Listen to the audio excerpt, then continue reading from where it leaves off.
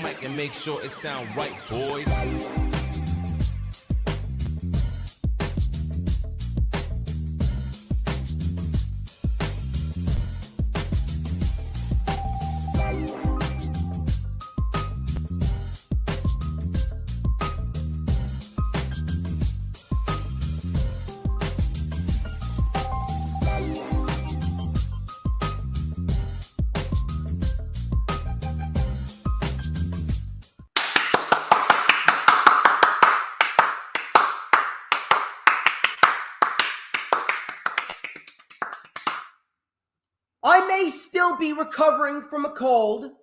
I may still be recovering from a cold, but my energy is still up. I'm feeling it because it is a very, very, very special weekend. The Royal Rumble is tonight. The sun is shining, the birds are chirping. Hopefully, it should get a little bit warmer throughout the course of the day. And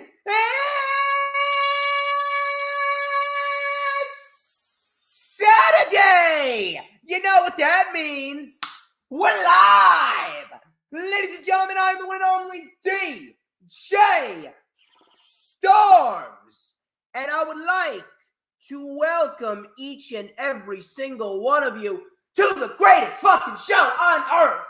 Streaming live on 4 different platforms, 5 different accounts. We are still trying to get the Hardcore Sports Twitter in shape. I don't know what the fuck is going on there, but hopefully we should have that together sooner rather than later. Hopefully AK Eagles is going to be working on that. Thank you very much for joining me here. As, of course, you already know who I am, Mr. Controversy, and the operator of the best damn Twitter handle known to mankind. This is the official Lightning Flash update for Saturday, January 28th, 2022. We are a mere 7 hours away from the Royal Rumble. The Royal Rumble is upon us, and we are getting ready to start the road towards WrestleMania 39 in SoFi Stadium. We got plenty to talk about. We're not going to waste too much time. As per usual, thank you very much for joining. I see we got the Final Hoss in the chat. We also got Peanuts and Raphael. So thank you all, and I'm sure we'll see plenty of more people as the stream goes on. But we are going to get right into the festivities in just a little bit. As per usual, please follow me on social media at HistoryMakerDJS. That is at HistoryMakerDJS, both on Twitter and Instagram. Check out my Facebook as well for collaborations and business inquiries. Please send me an email. My email is, of course, StormsTakeOver@gmail.com. Like the official DJ Storms business page, and I may just send you an invite to join the official DJ Storms Posse group on Facebook. That is, all of those links are in the description. Please go check out my vlog from ISPW Winter Warfare. Check out the Eye of the Storm with Michael Mars. Shout out to him. He is fantastic at what he does. Cannot wait to see what he does next. And, of course, if you guys missed the stream from Thursday, go check out the rundown for the Royal Rumble 2023 with none other than Mitch Kofsky. Because Mitch Kofsky is the fucking man. Mitch Kofsky is awesome. Mitch Kofsky has been one of my biggest supporters for quite some time now. And I greatly appreciate everything that he's done, especially with Hardcore Sports. Check out all of Hardcore Sports' social medias right down at the bottom. Twitch, Hardcore Sports 1. Instagram, at Hardcore Sports Network. Twitter, at Hardcore Sports N. And YouTube. We are streaming live on the official Hardcore Sports YouTube channel. Go check out all of Hardcore Sports' social media links if you have not already done so. And of course, please hit the subscribe button if you have not already done so. And share out the stream on all platforms, social media, whether it be Twitter, Instagram, Pinterest, Tumblr, Snapchat, TikTok, whatever social media platforms that you may be using. It is vital that we get as many people in here as possible because you are going to want to hear what I got to say when it comes to all the news and rumors going down. Trust me on that. But, like I said, subscribe, and of course, hit the notifications bell with a huge coup de grace. That way, you will know whenever I pop up on YouTube. Why? Because whenever I pop up on YouTube, baby, it is the best time to be on YouTube. The only time you're going to get to see this glorious sideburn chin strap combo, this beautiful mustache right here. Earl's not here yet. We'll probably see him a little bit later on, but we're going to light it up right here on the channel with a little and a dash of and a whole lot of Because like, oh, Campbell's chicken noodle possibilities. Oh, I'm just so good. Everybody wants a piece of the StormsMeister. Everybody. Every single person. Touch up my hair just a little bit. Look at how fucking on fleek my hair is. My fucking God. Telling you. I always hype up my sideburn chin strap combo. I think I gotta start hyping up my hair. Telling you. I am on fucking fire today. Even with a cold. So, when we get right into the festivities here, we got a lot of news, rumors, and reports to dissect. Let's start with a report from Fightful. Fightful Select. They reported that WWE recently discussed a potential return for the Authors of Pain, Akam and Rezar, alongside Paul Ellering. For those of you that do not know, the Authors of Pain were main staples in NXT. They came in hot. They won the Dusty Rhodes Tag Team Classic. They won the tag team titles. They had a pretty dominant reign as tag team champions. Ultimately, to get called up to the main roster, they ditched Paul Ellering and they just faded into nothing. The Authors of Pain just faded into nothing and they became irrelevant. And it was quite fucking sad. It was quite fucking sad. Then they joined forces with Seth Rollins and that went nowhere. That went nowhere. So if we're going to bring the Authors of Pain back with the tag team division that WWE has right now and how good the division is. I mean, you take a look at that tag team division. They have a wide spread plethora of tag teams. You got the Viking Raiders. You got Hit Row, Legado del Fantasma. You got Imperium, the Usos, New Day. Even though I fucking hate the New Day, we still have to include them. They're a very good tag team at the end of the day. The New Day's in there. You also got Los Lotharios and the Street Profits, the Alpha Academy, the Good Brothers, the Judgment Day. The tag team division has been revitalized, especially from what we saw this week in tag team wrestling with WWE, with what happened on Monday Night Raw with the Bloodline and the Judgment Day, and then on SmackDown with Legado del Fantasma and Imperium. So I am all for bringing the Authors of Pain back. The problem is, where exactly would they fit on the main roster? Where exactly would they fit? Where exactly would they go? It wouldn't really make too much sense to bring them back if you don't have any solid plans for them. You could put them back down in NXT, but I mean, we've seen that shit before. Now, granted, the tag team division in NXT does need to be revitalized. It needs to be revitalized. It needs to be completely reshapen. It needs a shot of adrenaline in the worst possible way.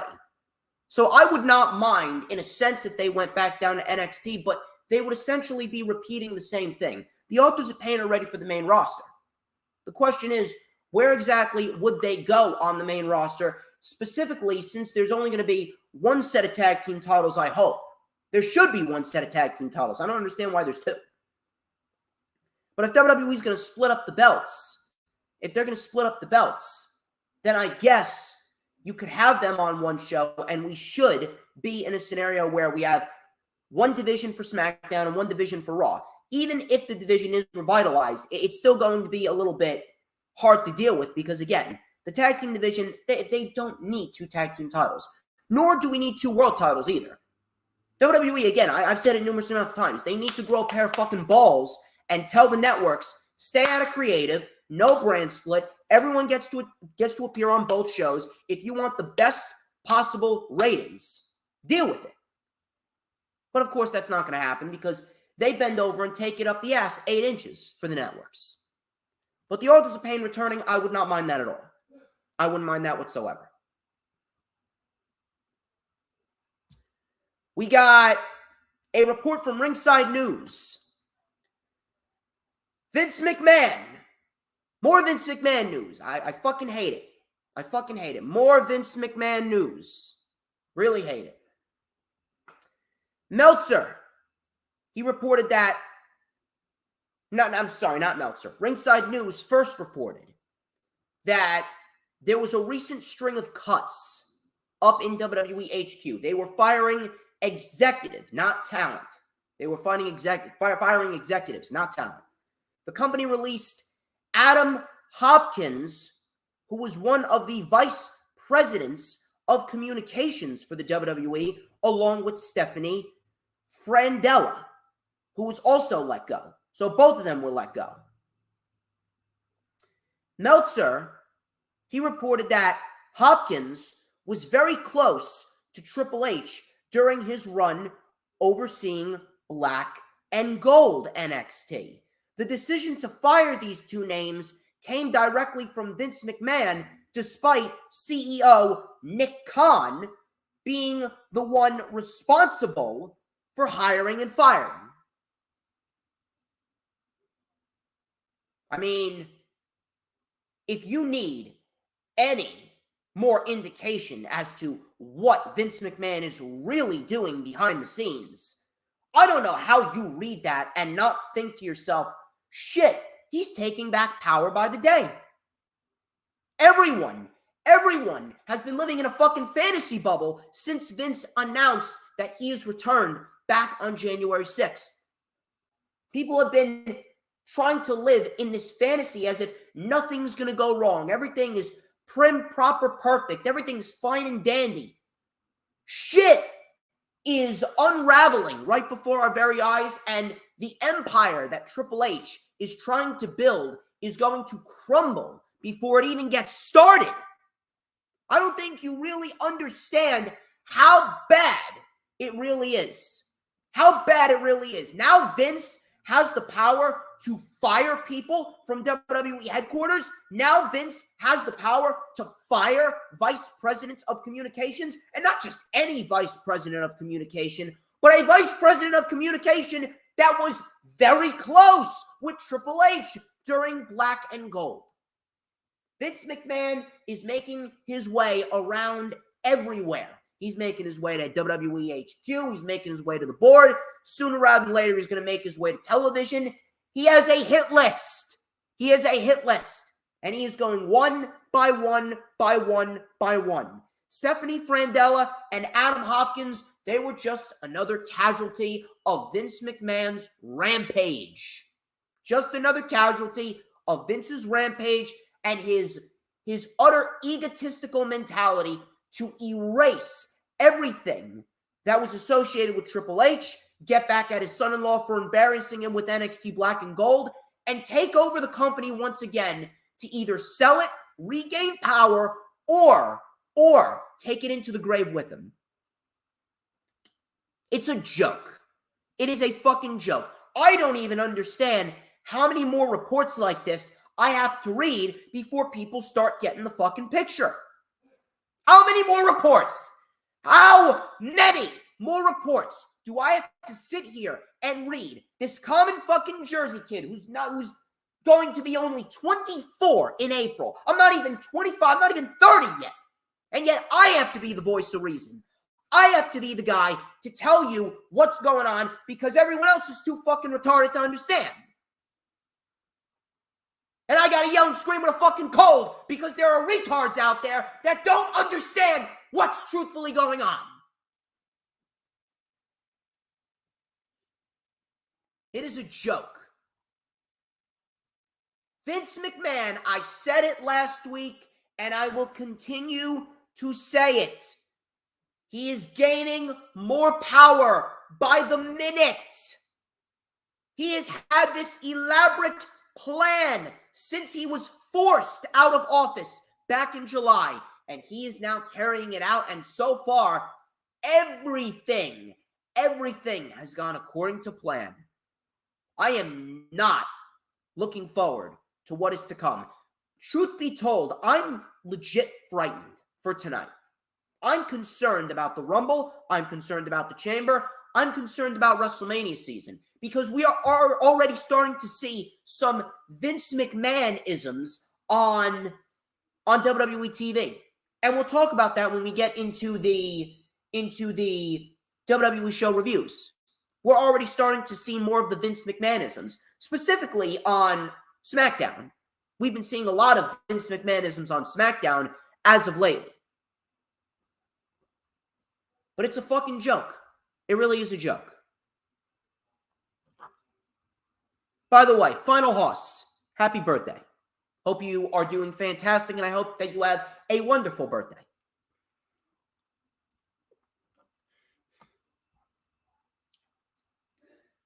It's unbelievable. It's unbelievable. If Vince McMahon has the power to go in there, fire people, not just anyone, people that were close to Triple H, what does that tell you about what could come in the future? It's only a matter of time. It is only a matter of time before Vince makes his way to television, he makes his way into the creative boardroom, and he absolutely dismantles everything that Triple H is doing. Doomsday is upon us. Karrion Kross says TikTok. Doomsday is coming. Doomsday's here. Doomsday's here, and it's going to be a slow, painful death. It's a joke. The fact that he has the power to fire people over in WWE HQ, but yet Nick Khan is the one reportedly responsible. And don't even get me started on what Nick Khan said in his fucking podcast. It's unbelievable.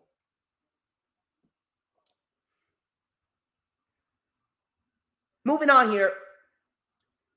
Here is another thing that kind of correlates with what's going on with the Royal Rumble. Ringside News reported that The Rock is officially a no-go for WrestleMania 39. According to them, the deadline for Mania plans is coming, and he's indicated that he won't have the time to get into the kind of shape to face Roman, but would keep an open door for something in the future. Dave Meltzer even packaged on top of this on Wednesday on the Wrestling Observer Radio, stating that WWE apparently knew for months, they knew for months that The Rock would not be ready for WrestleMania 39 in time. Now, I don't really give a shit about this. I'm actually happy. I'm actually happy that Rock's not going to be at WrestleMania because that ship has sailed. I'm done with Rock and Roman. And if it does happen, then it happens. But if it is to happen, it needs to happen without the championship. I don't understand why it has to be at WrestleMania and it has to be for the championship. I don't understand why we can't go into a SummerSlam or a Saudi show and do The Rock versus Roman Reigns. I'm sure that Dwayne wouldn't mind it. I mean, he gets paid a hefty amount of money. Roman Reigns does his job. They go in there. They get a decent crowd reaction. It'll be a big spectacle. And that's it. It doesn't need to be at WrestleMania. It really doesn't. And apparently, WWE knew for months that The Rock would not be ready in time for WrestleMania. You know, if they knew for months, then I'm actually kind of disappointed in WWE that they didn't put some more effort into their weekly show. Normally they coast through November, December, and January as it is because they're going into WrestleMania season, but I would have liked a lot more effort than what we got. We did get some decent shows sprinkled in here and there, but it's actually quite disappointing that under Triple H, we did not receive what we were receiving immediately following SummerSlam with what happened with August and then what happened in September going into Extreme Rules. Extreme Rules was great. Clash at the Castle was great. SummerSlam was very good. And then it seemed to dip in quality following Extreme Rules. I don't know what happened. But if Rock's not going to be there, I'm certainly not going to complain. I'm not going to complain whatsoever. because in reality, Rock versus Roman shouldn't be happening at this year's WrestleMania, and they don't need a championship. So if anything, I'm going with Cody Rhodes tonight. Now, if Sammy wins, I would not be opposed to that. I would not be opposed to that whatsoever. But if Cody Rhodes is going to take the win here and go to WrestleMania to fight Roman, that's exactly what you do. Cody wins both titles at WrestleMania. We unify the belt. We have one world champion that appears on both Raw and SmackDown. Simple as that. Simple as that. We don't need anything else. Rock's a no-go for WrestleMania. Now, could they swerve us? Probably. Could they swerve us? Yeah, they could swerve us. They could absolutely swerve us. But at the end of the day, I don't know. At the end of the day, it is certainly going to be something to keep an eye on, and I'm sure there's going to be rumors running wild throughout the day leading up into the Rumble. I mean, again, we're less than 7 hours away from the Rumble. You can imagine that there's going to be a ton of shit that's going to come out between now and then regarding what's going on, whether Rock and Stone Cold are going to be there or not. And we'll talk about Stone Cold in a little bit. Because Stone Cold, there were 2 rumored matches for Stone Cold. And obviously one is in the title of the video. We'll talk about that in a little bit. But Rock's a no-go for WrestleMania. You're not going to hear a complaint out of me because I'm over Rock and Roman. I'm over that. And if we do get it, it should be down the line. It doesn't have to be at a WrestleMania. And it should not be for a championship. Simple as that. Moving on to some more positive news here. Meltzer, he talked about Mark Briscoe and Warner Media's decision to allow Mark Briscoe to appear on AEW TV. Meltzer reported that Warner Media changed their stance on Mark Briscoe and will be allowing him to appear on AEW programming moving forward. It was also stated that Tony Khan pushed and pushed and pushed to get Mark Briscoe and the Briscoes in general on AEW television.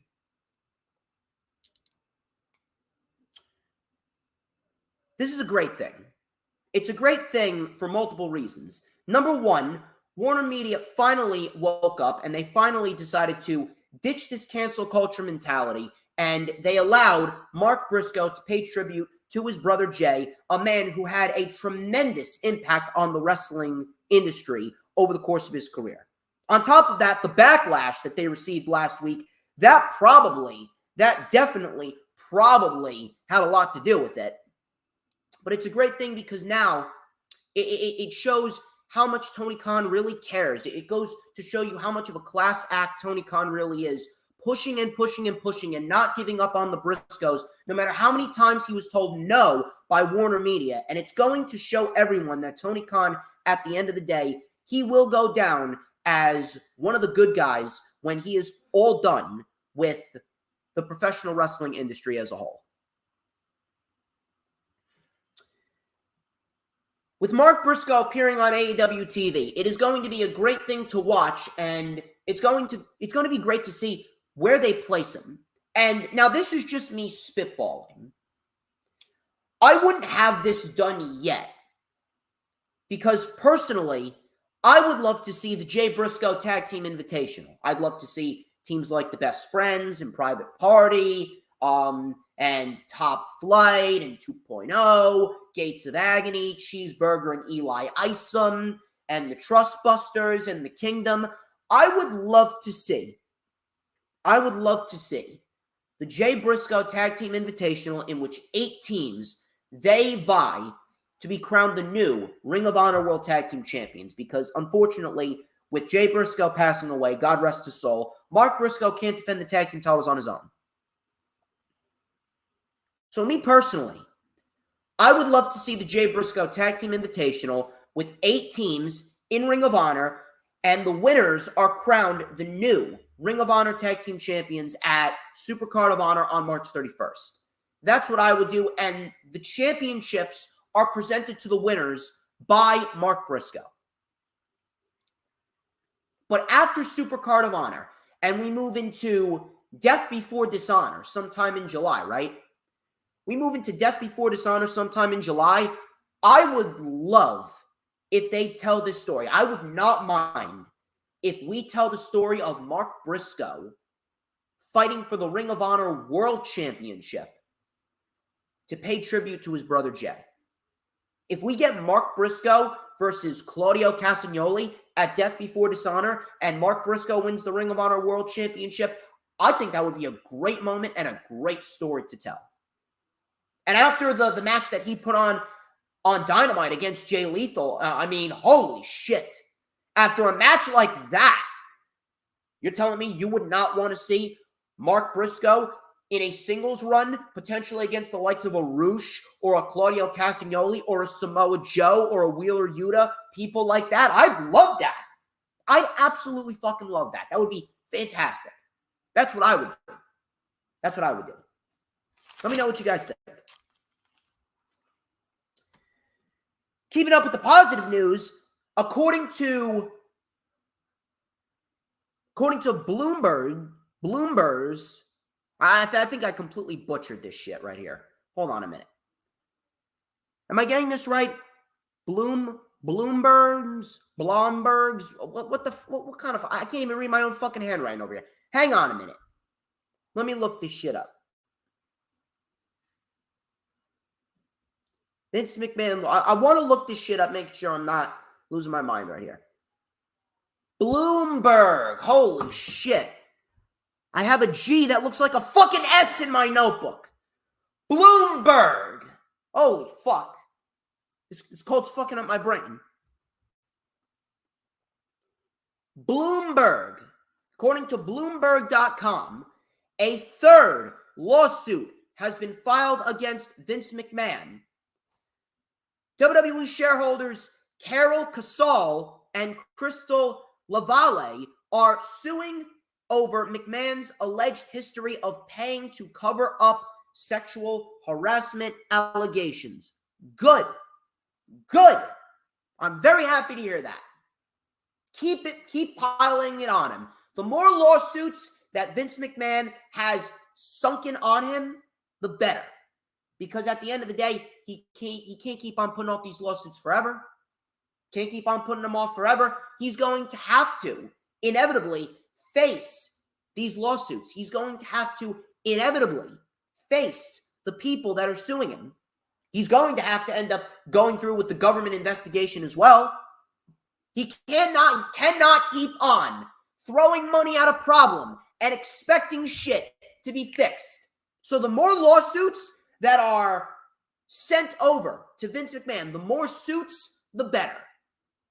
The more suits, the sooner rather than later, someone's going to have to step in. Maybe the networks, maybe someone in the board. Something's going to have to fucking happen that's going to force Vince McMahon out once and for all. More lawsuits, the better. Keep it on.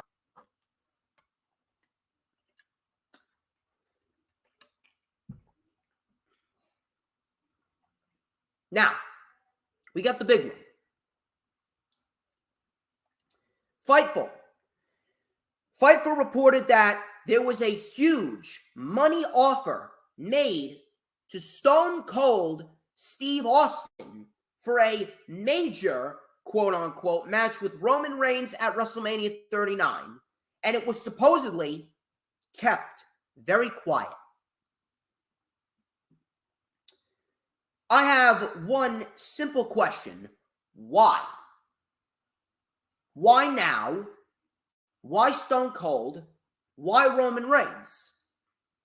I have plenty of other more questions that start with why, but I'll leave it at those three for now.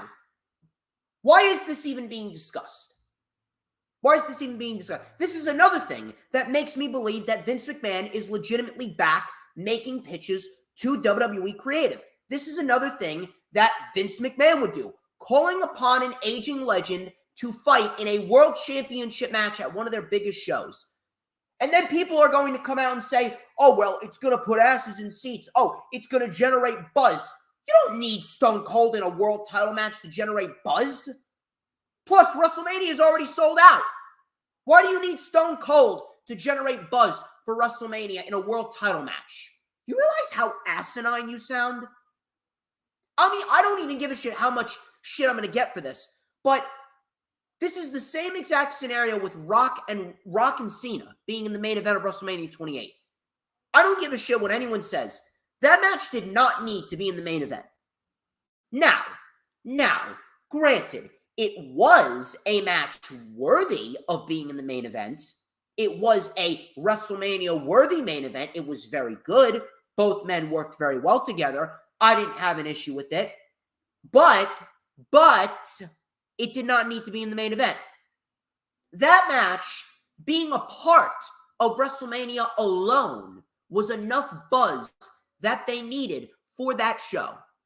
That match being a part of WrestleMania was well more than enough to handle that show.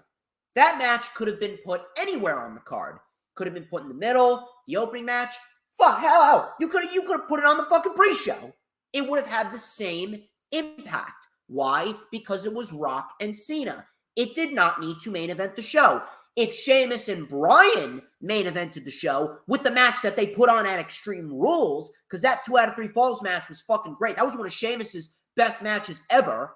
That was a fantastic fucking 2 out of 3 Falls match. If we got that match in the main event of WrestleMania 28 with Sheamus and Bryan, no one would complain. If we got CM Punk and Chris Jericho in the main event of WrestleMania 28, that would have also been serviceable. Rock and Cena did not need to main event WrestleMania 28, and you are not going to tell me otherwise. Stone Cold does not need to be in a world title match to generate buzz for WrestleMania. Stone Cold merely being a part of WrestleMania would be more than enough. That's all the buzz that you need. We do not need Stone Cold fighting Roman Reigns for the World Championship. Could it be considered a big money match? Yeah, maybe. But similar to The Rock and Roman, this match does not need the championship. And if Roman is fighting Stone Cold at WrestleMania, that means Roman is winning. That means Roman is winning. We do not need that. We don't. And then there was another rumor saying that Stone Cold and Brock Lesnar, which was pitched. Now that's better. That's better than Roman Reigns and Stone Cold. That's for sure. That's better than Roman Reigns and Stone Cold for the world title. I'm not going to tell you it isn't, but at the same point in time, that's not the best usage of either man. Brock Lesnar isn't even being used properly now. Why is Brock Lesnar still feuding with Bobby Lashley? How many times do we have to see the same matches over and over again? First it was Brock Lesnar and Roman Reigns. Now it's Brock Lesnar and Bobby Lashley. Brock Lesnar's opponent for WrestleMania was right in front of their face. It was Karrion Kross. What the fuck is Karrion Kross going to do now? I mean, after what just fucking happened, I don't think anyone's going to take him seriously against Brock Lesnar. Why is Brock Lesnar and Bobby Lashley still going back and forth? It's done. It's over with.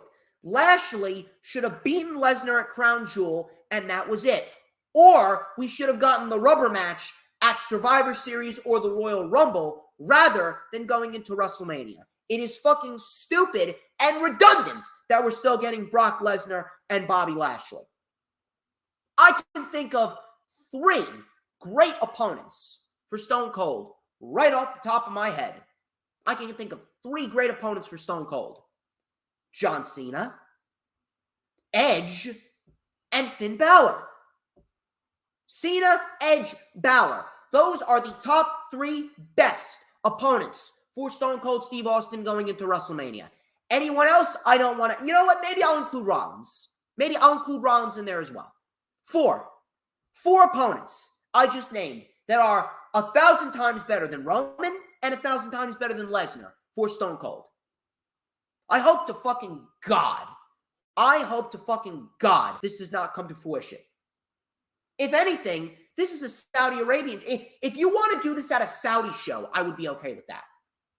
If we reportedly see Stone Cold and Roman at a Saudi show, because there's reportedly another Saudi show in May, and I mean, after what we saw with Roman Reigns and Logan Paul at Crown Jewel, I don't think anyone would complain about seeing Roman Reigns and Stone Cold at a Super Showdown or something like that, considering Roman Reigns is very good. Stone Cold looked great in his match with Kevin Owens last year.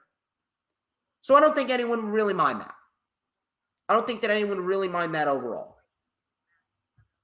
But if you're asking me for WrestleMania, no.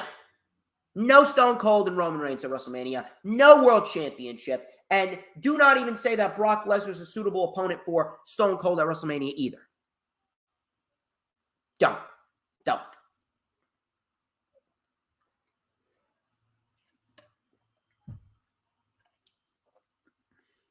Anyway,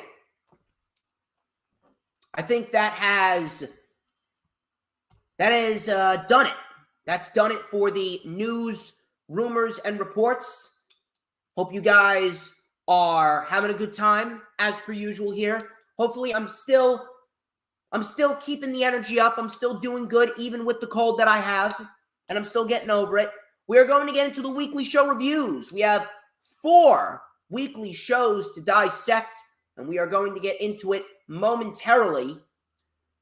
Thank you to Lisa Marie Percival. Thank you to DD. Thank you to Sleeping Angels and the Final Hoss. You guys have been fantastic. I hope you guys are having a great time, and I hope you guys are enjoying my little rants as well. Lisa asks, do I think that Mark Briscoe will ever get the AEW All Elite graphics? Yes, I do. I do believe that Mark Briscoe will inevitably become All Elite in due time, but not right now. Not right now. Mark Briscoe is Ring of Honor bound, and they need him down in Ring of Honor right now. And there's a much bigger story to tell with Mark Briscoe fighting Claudio Castagnoli and winning the Ring of Honor World Championship in tribute to his brother. Raw 30. Raw 30, we had a very entertaining show. Very, very entertaining show. This was probably one of the best Monday Night Raws under the Triple H administration that we've seen.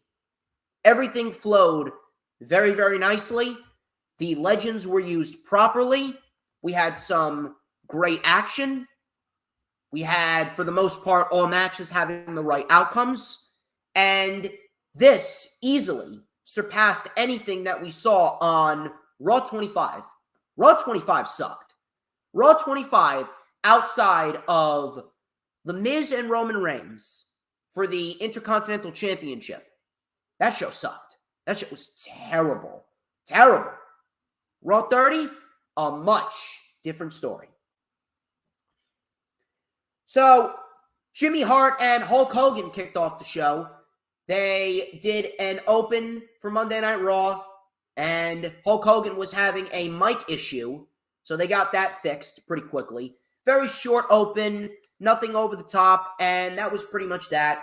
Once again, the Legends did not play a major factor into the show, and it was a very, very minuscule role that all the Legends had throughout the show.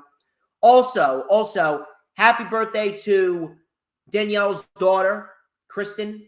I hope that she is having a wonderful birthday, and I hope that she's watching right now. Kristen, happy birthday to you, and I hope that you eat a lot of good foods, eat some cake, drink some nice cold beverages, tell everyone how great DJ Storms is. You already know the drill. Anyway, so first off, we had a very nice highlight package highlighting the 30 years of Monday Night Raw. Good stuff. We kicked off the show with the Bloodline and the Tribal Chief, the trial of Sami Zayn. The trial of Sami Zayn. And holy fuck. Holy fuck. Was this good or was this good? So Roman Reigns, he goes, Philadelphia, acknowledge me. Paul Heyman then sat everyone down. He goes, My name is Paul Heyman. All of a sudden, we heard the ECW chants. He said, I just heard a chant that meant very near and dear to my heart. He then goes, ECW is dead. And I wish the same for Sami Zayn. Holy fuck. Did he go right for the fucking jugular or what? Did he go right for the fucking jugular with that comment? Paul Heyman, chill. So, crowd was chanting for Sami. Heyman then called him a Judas, and he's been conspiring with Kevin Owens since day one. He said he's been making us feel like fans or the Philadelphia Eagles after they get conquered by Brooke Purdy of the 49ers. I mean, holy shit. Holy shit. I mean, Paul Heyman really, really getting into it. So Heyman's doing his thing. He then introduced footage that would charge Sami Zayn guilty. They showed footage of Sami Zayn running away from Drew, refusing to hit Owens with the chair, standing on top of War Games, and then bumping into Roman Reigns. Heyman really laid into it. He begged the crowd to find this rat bastard guilty as charged. The crowd booed heavily because they did not want Sami Zayn to be found guilty. So Sami had the chance to talk. He said, I had a long defense, but I didn't count on how I would feel. And Paul, after you said that hurts so much. He then asked how Heyman could think all of that after all of this time. These people, they see it, but you put me on trial. My defense is that I have no defense. Roman got pissed. He started getting real pissed. He's like, oh no, you don't have a defense. You don't care. This doesn't mean anything to you. This is the respect that you show me. You know what? No. Solo! Mic down. Roman put the mic down. Solo walked over to Sami Zayn as if this is an Italian mafia getting ready to put someone down and you're sleeping with the fishes. Solo put his hand on Sami's shoulder. Sami was motionless. Solo was getting ready to give Sami Zayn the Samoan spike. Jey Uso came in out of nowhere, stopped the Samoan spike. Jey then took the mic and he said that he put together footage of Sami Zayn helping the Usos, taking a bullet for Roman Reigns, taking chair shots for Drew, helping the Usos beat the Brawling Brutes, and helping the Bloodline win War Games. Sami Zayn looked like he was about to cry tears of joy. Jey convinced Roman Reigns that Zayn took more bullets for the Bloodline, that my dog is basically bulletproof. You saw the good in me the whole time. That right there, and I hated you, Sami. I hated you, but you saw the good in me. That right there, that is what family do. That demonstrates loyalty and love to this family. He said to Sami, I love you like a brother. Sami Zayn looked like he was about to bawl out crying. He goes, if you want Sami to stay in the bloodline, throw your ones to the sky. Everyone put their ones up. Everyone put the ones up. Roman Reigns took the mic. He goes, as your tribal chief and the head of the table, I find you, Sami Zayn, not guilty. For now, he said, for now. He goes, thank Jey because he bought you more time. Finish out tonight. Make the bloodline proud. I don't want to hear from you until the Rumble, and then you'll deliver your final test. Then we'll see if Sami really is the bloodline or not. I don't even know where to begin. I don't even begin. This was absolutely fucking fantastic. This was absolutely fucking fantastic from the jump. Absolutely fantastic right from the jump. Great, great, great stuff. I don't even have the words to describe it. I don't even have the words to describe it. Everything about this segment, beautifully produced. It was brilliantly laid out. Everything from the mannerisms of everyone to the facial expressions, the crowd reaction, the dialogue, everyone played their roles perfectly. Everyone played their roles perfectly, and everyone made you believe in every word that they were saying. Everyone did. It was fantastic. Fantastic from start to finish. Now, what happens tonight at the Rumble? What happens tonight at the Rumble? I don't know. I don't know. I really don't know. That right there is going to be the deciding factor for Sami Zayn. There's multiple routes that they could go. Is Sami going to be in the Rumble? Is Sami going to be in the Rumble? And will we have Sami Zayn inevitably enter the Rumble, and we're going to have Sami Zayn win the Rumble and then give up his spot, relinquish the spot at WrestleMania for Roman Reigns to walk out of WrestleMania as the WWE Undisputed Universal Champion? Is Roman Reigns going to have the ref knocked down? Are we going to see Roman Reigns and Kevin Owens down, and the ref is down? Is Sami Zayn going to be forced to hit Owens with the chair and help Roman Reigns retain the championship? That's what's going to be interesting. Is Sami going to pass the test, but yet Roman still kicks him out anyway? That's the intriguing part about it. That's what's going to be great, and I cannot wait for it. This is going to be great. It's going to be fantastic. It's going to be awesome. I apologize for the technical difficulties. I don't know what the fuck's going on over here. I don't know why my Wi-Fi is deciding to act up now. It's like when I want shit to go right, it does not go right. First time it's been acting up in a while now. So excuse me. Maybe I'll have to fix up this computer. I need a new computer. That's what I need a new fucking computer. Also, the Wi-Fi fucking sucks.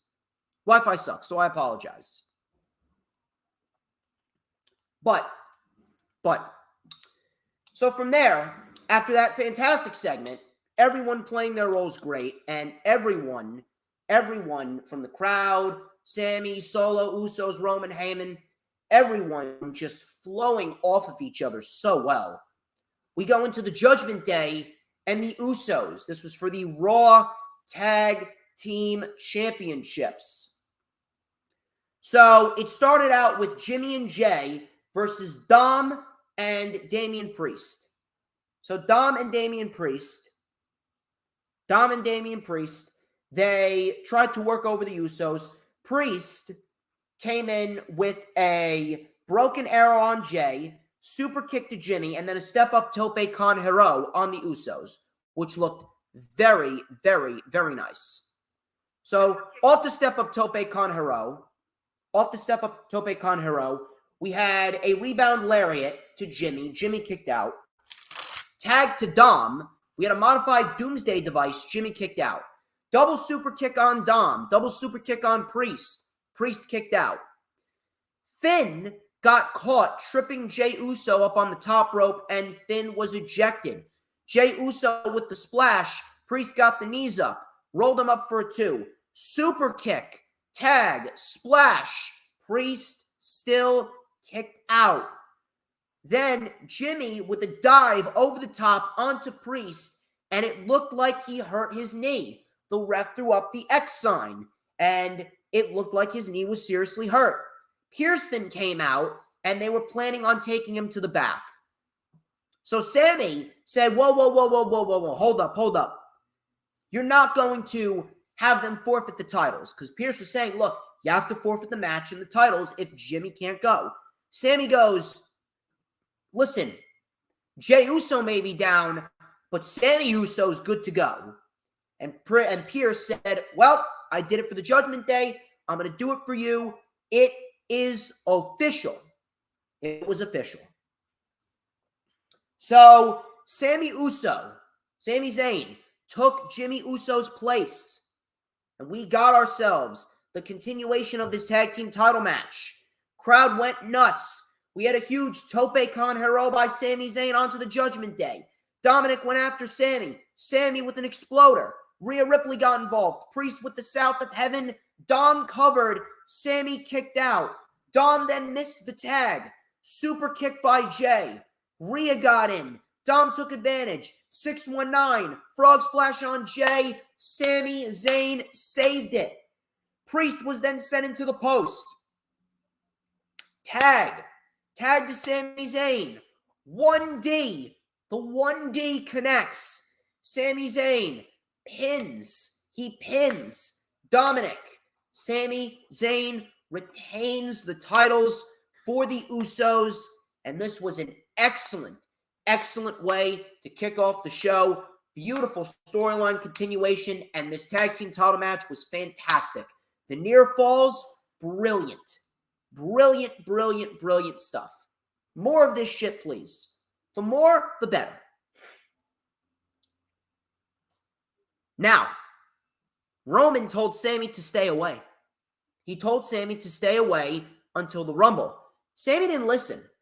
He listened to Jey Uso because the Usos got ejected. And Sammy, he tried to help Solo. But Roman, he didn't want him there. I do believe that will inevitably come back to haunt Sami Zayn.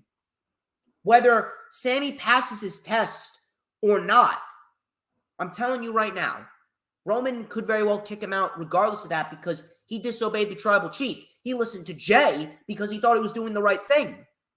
But he did not listen to the tribal chief. And that right there, that is going to be the death of Sami Zayn in the bloodline. It is going to be a great story to tell, and I'm telling you, it's going to be emotional. I guarantee you, everyone right now is going to shed a tear when Sami Zayn gets kicked out of the bloodline. Also, Jalitza's in the chat. And yes, you are a nerd. DJ Storms is not a nerd. I am a stud. I'm a stud. We got ourselves some LA Knight. Yeah. LA Knight is fantastic. He goes, let me talk to you. Last Friday, Wyatt brought back the Firefly Funhouse. A grown incel playing with puppets. I suppose I'm supposed to be scared of that? Goes LA Knight. I'm supposed to be scared. Wrong. See, these legends are living on past glory. If Bray is living on past glory, why don't you come down and I'll give you a preview of the Pitch Black match. All of a sudden, he challenged the legends, and then we hear the gong go off. The Undertaker's gong go off. And then all of a sudden, the Undertaker comes out as the American Badass. The Undertaker comes out as the American Badass. He looked great. He was riding on his motorcycle. LA Knight got out of there. He then took the microphone. He goes, no. Cut that. He goes, before we take this anywhere, I heard what you said about the locker room being soft, and I agree. But if you think I fall under that category, you're wrong. It would be ironic if LA Knight sends The Undertaker to The Undertaker. But I'll give you a pass. Enjoy retirement. But remember, whose game it is? Everybody saying it, LA Knight. Yeah. And you heard the crowd saying, yeah. He's becoming such an overact. All of a sudden, Wyatt then came out. Wyatt then led LA Knight into the ring. Undertaker goozled him. He goozled him in the neck. Goozled him. Wyatt came in. Undertaker threw LA Knight to Wyatt. Sister Abigail, Taker and Wyatt came face to face, and Taker whispered something in Wyatt's ear before he left. In a way, it was almost the passing of the torch type of moment. This was fun. This was very, very fun. And the moment with Undertaker and Bray Wyatt, it's so weird because The Undertaker and Bray Wyatt, their past gimmicks collided at WrestleMania, and now we have Bray Wyatt with this new deranged gimmick, and The Undertaker with the classic American badass gimmick. It's almost like we're living in a parallel universe. That was very fun stuff. And LA Knight is doing fantastic. LA Knight is a gem. He's amazing. Becky Lynch versus Bayley. This was supposed to be a steel cage match. It did not happen. It did not happen because they were reportedly shot for time. Now, here's what I ask. If you were shot for time, I don't understand why we needed Charlotte and Bianca Belair on the show. I don't understand why we needed Sonya Deville and Bianca Belair in a match on the show. Honest to God, the women in WWE right now, the women's division in WWE sucks. The women's division in WWE, it's not good. It's just not good. And people don't really understand why it's in the scenario that it's in right now. It's plain and simple, and I've been stating this for quite some time. Even with Triple H in charge, I've been stating this for quite some fucking time. At the end of the day, women's wrestling in WWE, it's dead. It's just dead. And that's because of the damage that Bruce and Vince did throughout all of those years after Ronda Rousey left her first time around. She made women's wrestling into a main staple on WWE TV. She made it feel important. And what did they do? Becky Lynch feuded with Lacey Evans for 4 months following her victory at WrestleMania. I don't give a shit what you say. You could say anything you want, but at the end of the day, if you're going to tell me that the AEW women's division does not have more going for it than WWE's women's division, you are flat out fucking dumb. At least with AEW, we're getting competitive women's matches on a weekly basis. We're getting genuine, intriguing storylines, and everyone is getting showcased in a good light. WWE, there is no energy whatsoever in the women's division. None. It's a sad state. It really is a sad state. Absolutely no energy in WWE's women's division, and AEW's women's division, they're not where they need to be.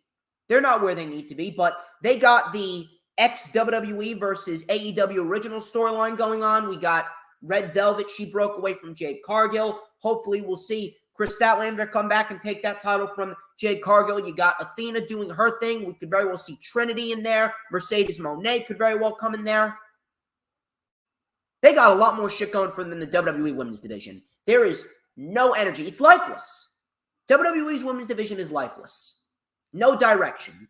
And it doesn't matter whether they have one women's match on AEW TV or one segment or whatever. Just because you have one women's match doesn't mean that it's worse than WWE. WWE doesn't have anything intriguing minus Rhea Ripley in that women's division. Matter of fact, the more that we see WWE's women's division and just the lack of energy, the lackluster matches, and the lackluster feuds, the more it just embarrasses women's wrestling. I would much rather have one quality match and one quality segment for the women's division than 4 nothing matches that meant absolutely nothing at the end of the day, and 4 matches that don't intrigue anyone. If this was going to get cut for time, I don't understand why Charlotte Flair needed to be on the show. Why did we need Charlotte? Why did we need Bianca? And why did we need a match between Sonya and Bianca? Fucking stupid. So Damage Control attacked Becky Lynch, and they locked the cage, and Becky Lynch was ragdolled around the cage, and that was it. That was it. That was absolutely it. Also, no, Lisa, no. We do not need We do not need any more titles for the women's division. We do not need their own weekly show. What we're getting with AEW's women's division is perfectly fine. All we need now is just a little more TV time. That's it. 2 titles, no tag team titles, no weekly show, fine as it is. Because the more that you push something out there, the more that you give us something, the more overexposed it will be. And that goes for anything, including the women's division. So no new titles, no weekly show, no. They just need to stay the course right now. DX and Kurt Angle had a segment, which was funny as fuck. Road Dogg, he was doing his thing. By the way, Road Dogg's a fucking retard, by the way. Such a cocksucker, I swear to God. I do not like Road Dogg. I really don't. He's such a shill. He's such a fucking shill, guy. I understand that you wanna hype up your own product and shit like that, but holy shit, you got a lot of fucking balls, especially when there's a lot of wrong with your product. So Road Dogg, I would shut the fuck up if I were you. So he pointed out that Kurt Angle was out there. He goes, well, what are you doing down here? Kurt Angle goes, I've always wanted to be in DX. And he was indeed wearing a DX shirt. He was wearing DX clothes. Sean then said, you're going to have to pass a test. Triple H said, are you ready? All of a sudden, Imperium came out. Gunther looked pissed. Kaiser shamed the crowd. Gunther said DX made a mockery of this great sport, and we are here to kick you out of our ring unless any of you is going to do something about it.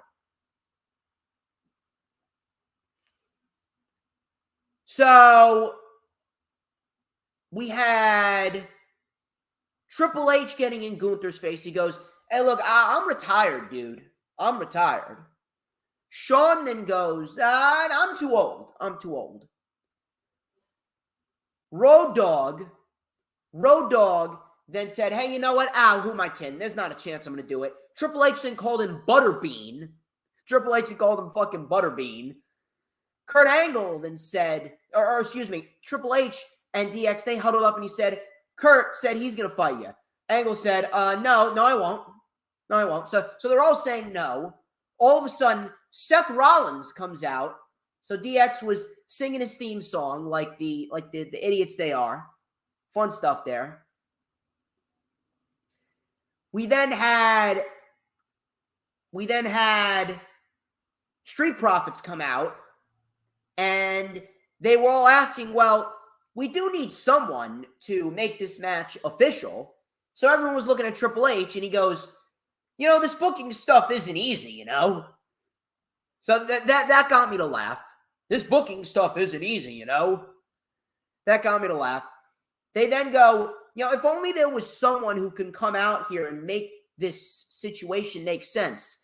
Teddy Long then came out, and he goes, we got ourselves a 6-man tag team match, player. A holla, holla, holla. So Teddy Long made the 6-man tag. Angle was then wearing a referee shirt, and we got a 6-man tag with special guest referee Kurt Angle. This segment was fucking hilarious. And the Legends, they did not step over the new talent. Instead, we had the current talent come out and step up for the Legends. Perfect. No complaints whatsoever. This was hilarious. It's great. So we had Seth Rollins and the Street Profits versus Imperium. And this was a very fun match. So Gunther and Rollins had a face. That's a match I would like to see. Gunther and Rollins. I want to see that shit. So Gunther wore down Rollins. Coming back from commercial, Rollins then tagged in Ford. He lit up Vinci. We had an ankle lock by Ford. Dawkins then with another one. Gunther with a boot to both Dawkins and Ford. He got in Angle's face. Angle pushed him. Dawkins with a tope con hero. Ford with a tope con hero. Gunther then chopped Rollins, drop kicked him, power bombed him. Rollins kicked out. We had an enziguri by Rollins. Super kick. Big angle slam by Rollins. Tag to Vinci. Tag to Ford. Clothesline by Vinci. Super kick. Superplex. Combination into a doomsday device. Blockbuster by the Street Profits. Pedigree from Rollins to Gunther. Cash out frog splash. Stomp on Vinci. It was just offense after offense after offense, one after the other. And that was it. That was it. And we got ourselves a very fun match with, excuse me. We got ourselves a very fun match with Rollins and the Street Profits winning. I can't really complain there. Can't really complain there.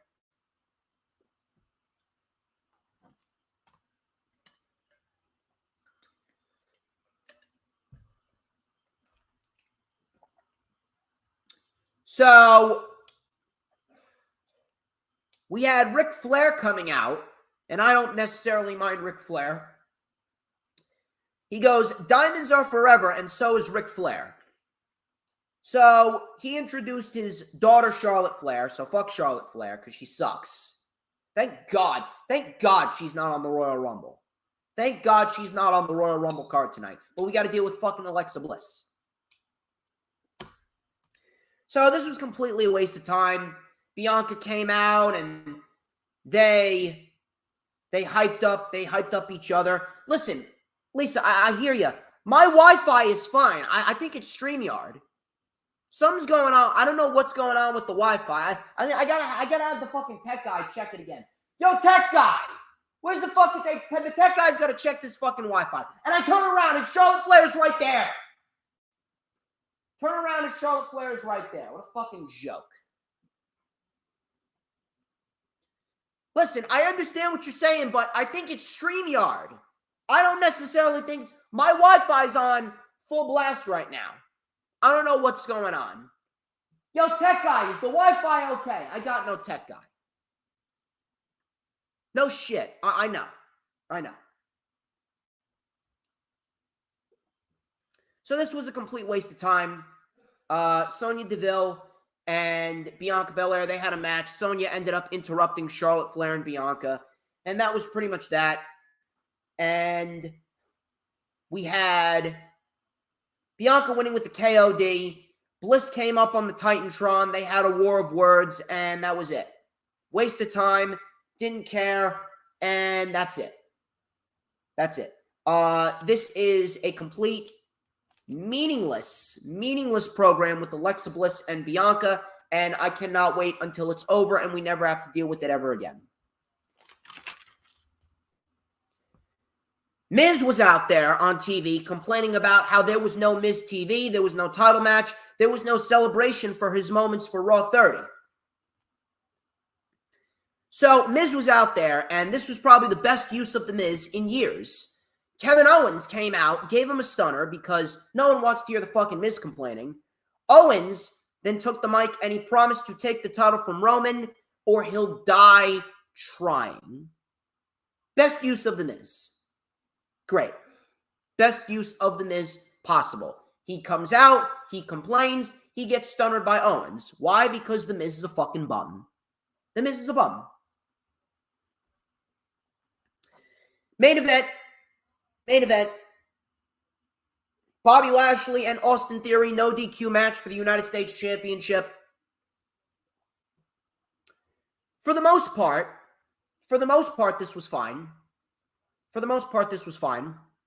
But the ending, holy shit, the ending was rushed. The ending was fucking rushed. I don't know what the fuck they were doing there, but their time management was a real down point of the show. It actually made the show a little bit worse. Now, overall, it was a very good show, but I mean, holy shit. Holy shit. So Lashley was ragdolling Theory. Coming back from commercial, Theory with a roll-through dropkick, cross-legged brainbuster on the knee for 2. Theory then used a chair against Lashley. Theory then brought out a table. Theory was then sent into a chair head first. Theory went under the ring. He used a fire extinguisher on Lashley and sent him into the steps. Coming back from commercial, Lashley with a superplex to Theory. TKO by Lashley. Hurt Lock was in, but Theory with a low blow. Lashley with a spine buster through a table. all of a sudden, Brock Lesnar came out. Lesnar came in, F5 Lashley, and then F5 Theory onto Lashley. Theory got the pin. Theory retained the United States Championship, and then they just immediately went to black. This was a very, very, very rushed main event, a very, very rushed interference by Lesnar. They need to do a lot better with their timing. They really do. Their timing in this specific instance was horrible. I don't know what the fuck happened, but it was bad towards the end there.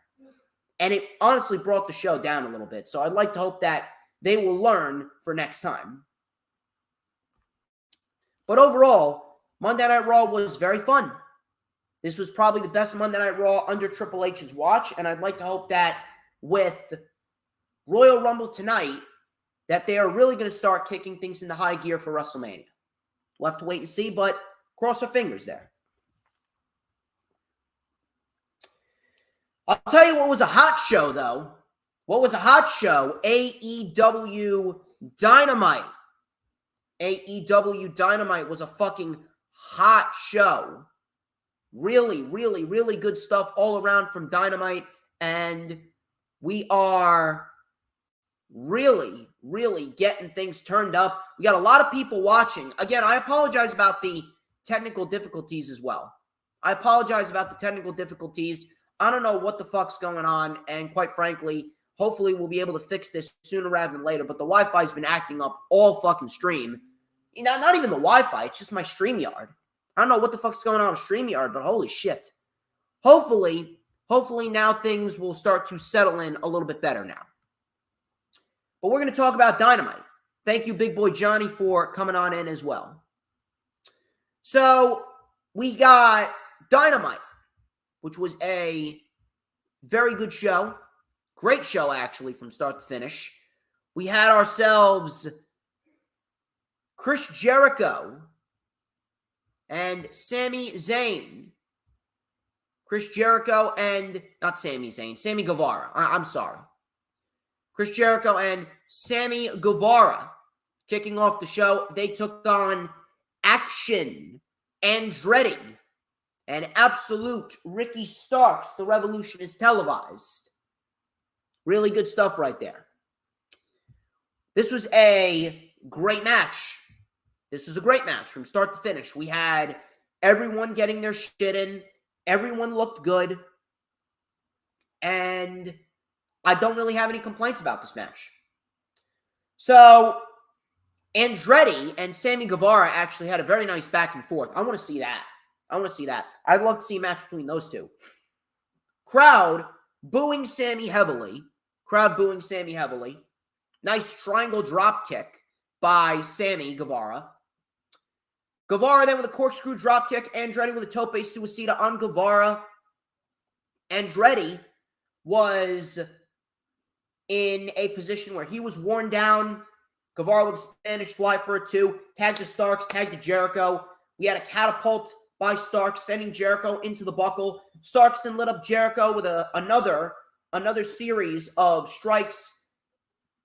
Starks went for his old school walk rope, or rope walk. He went for the old school Undertaker-esque rope walk, but Sammy Guevara came out of nowhere with a handspring cutter, looked very nice. Jericho then wore down Starks. We had the tag to Andretti. He lifted up Sammy into an STO neckbreaker combo. One for Sammy, one for Jericho. Tope suicida on both Jericho and Sammy. Tornado DDT by Starks. Springboard crossbody by Andretti for a 2. Double crossbody by Andretti and Sammy. Tag to Jericho. Tag to Starks. Spear by Starks. Sammy accidentally elbowed Jericho. Starks with a sit-out powerbomb. Jericho kicked out. Senton by Andretti. Enziguri. Split-legged moonsault. The knees were up. Tag to Sammy. Knee by Sammy. Andretti got a thumb in the eye.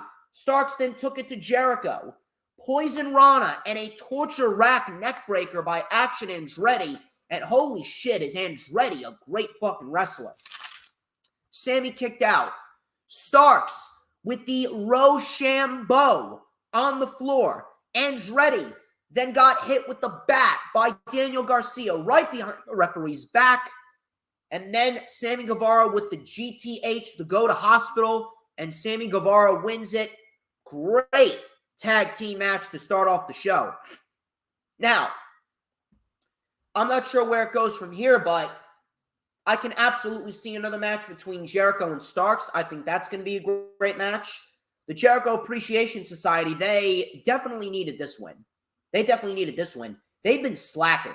They've been slacking a lot. So the fact that they were able to get this win definitely helps them put a little bit more credibility behind them.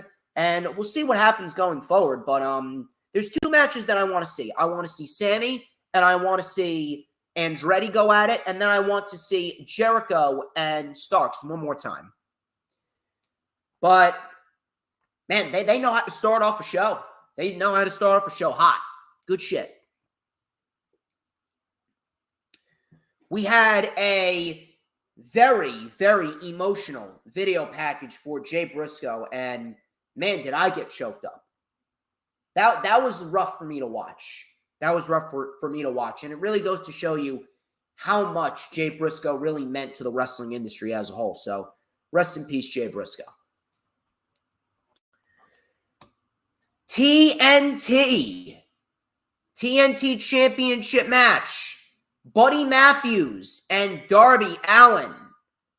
Holy shit. What a fucking match this was. More Buddy Matthews on TV. More Buddy Matthews and more Darby Allin, please. So Darby Allin, right out of the gate, was caught with a huge knee by Buddy Matthews. Right out of the gate. Looked brutal. Darby then tripped up Matthews on the apron. Matthews, with a suplex on the apron, slung him into the barricade. Darby Hurricane Rana'd Buddy into the barricade. Darby's leg was the story of the match. Matthews with a diving Meteora to Darby on the apron, which looked brutal. Darby came in with a stunner and a diving coffin splash to the floor. All of a sudden, the lights go out. House of Black was on the ramp, and Ortiz came out to help Sting fend off Malachi Black and Brody King. So coming back from commercial, after Matthews hit a sit-out powerbomb for a 2, Darby with a poison Rana sent Matthews to the floor. Matthews was then sent into the barricade over and over again. Matthews was caught with a crucifix bomb for a 2. Matthews then with some strikes. Matthews with a deadlift buckle bomb and a curb stomp for a close 2 count. Darby then with a beautiful code red for a 2. Darby was caught on the top buckle. Darby with a scorpion death drop off the middle rope. He covered, but Matthews kicked out. Great near fall. Darby then draped Matthews over the middle rope. Coffin drop to Matthews' back, and Darby retains the TNT title. Another fantastic match, and Darby Allin is really making that TNT title feel important. And I love what he's doing. More of that shit, please. Tony Schiavone interviewed Darby. Samoa Joe came up on the screen, and he said that he's coming to take everything from Darby. I'm coming to take back what's mine. Winning that title, Darby, was the biggest mistake of your career. The king has spoken. So we get the rubber match next week. It is a no-holds-barred match. Should be great. Cannot wait to see it. And I don't know. I know Wardlow is currently out with a minor injury right now. I know I've been keeping up to date with that, but it seems like it would feel right if we do see Wardlow next week. I don't know about you, but something tells me that they're leading towards Wardlow, Joe, and Darby at Revolution in a triple threat match. Now, that's just me. But the one thing that I know after all of this, I absolutely see Wardlow inevitably taking the Ring of Honor World Television Championship from Samoa Joe. And that is the route that I would go. Supercard of Honor, I would have Wardlow beat Joe for the Ring of Honor World Television Championship. That's me. That's me. Just because I don't understand how Wardlow can just go into 2023 empty-handed. I still don't know why he lost the TNT champion. Maybe they wanted to get the title off him because he was dealing with that minor injury. Maybe he wanted time off to take care of the injury. Who knows? Who knows? We had a great return package for Adam Cole, baby. I don't know who Adam Cole is facing at the pay-per-view, but I mean, look, whoever he's facing, I would not mind that whatsoever. I would not mind that whatsoever. I think that Adam Cole is fantastic, and everyone here should be a fan of Adam Cole, baby. Adam Cole will be a world champion sooner rather than later. Ethan Page and Matt Hardy, they took on Jungle Hook. So Page was obviously trying to piss Matt Hardy off. We had Jungle Hook in control here with a tope suicida by Jungle Boy onto Ethan Page. We had Page and Matt Hardy with a double suplex on Jack Perry. And we had Perry being isolated coming back from commercial. So we were not in a good position with Jungle Hook until we saw Perry finally get the tag to Hook. Hook lit up Page with a big exploder suplex. Tag back to Perry. And we had a tag to Hardy. Side Effect connects. Side Effect connects. She went for the Twist of Fate. Or he went for the Twist of Fate. And then all of a sudden, Ethan Page was like, no. Tag me in. So Page tagged in. Perry locked him into the snare trap because Page got cocky. Hook then took out Hardy, and Page ended up tapping out. And this was a fun little match. Fun little match. Really nothing all too crazy. Nothing that you're going to go back and rewatch, but it was decent. And Jungle Hook right now, they are really, really hitting their stride. And I would not mind seeing Jungle Hook fight for the tag team titles probably after Revolution, because I do believe that we will see new tag team champions at Revolution. Why? We got a family therapy session between the Acclaimed and the Guns. So the Guns, obviously being the pricks that they are, the Guns said, Billy, you were always on the road and you were never there for us. You never put us first. Bowens said, I'll be quite honest, you two are the biggest pieces of shit that I've ever met. So Max said, we have no sympathy for you whatsoever. They won't be the Acclaimed. They won't ever be the Acclaimed. The Guns reminded them that they helped Bowens when Bowens was rolling around in a wheelchair. So Billy Gunn then called out his sons for their really, really piss poor behavior. And his sons, this was a great line by Colton right here. This was a great line by Colton. Colton said, our faults as sons are your failures as a father.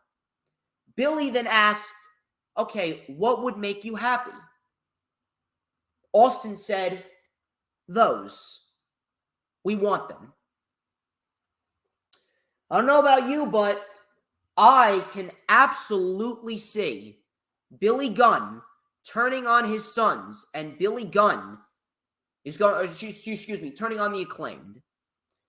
Billy Gunn is going to turn on the Acclaimed, and Billy Gunn is going to align back up with his sons, and his sons are going to win the tag team titles at Revolution. And if that's what we get, I am all for that. I am all for that, because the Guns, I think that they've really grown. They've really grown over the course of the last X amount of months. I think this partnership with the Acclaimed helped immensely. They held their own against FTR. I think that they just exude this cocky, prick-like attitude. They conduct themselves like dickwads. And that's great. That's exactly what we need. The Guns, I'm becoming more and more of a fan of them every week. And I do believe that the Guns are going to win the tag team titles. And you know what? It is a great thing.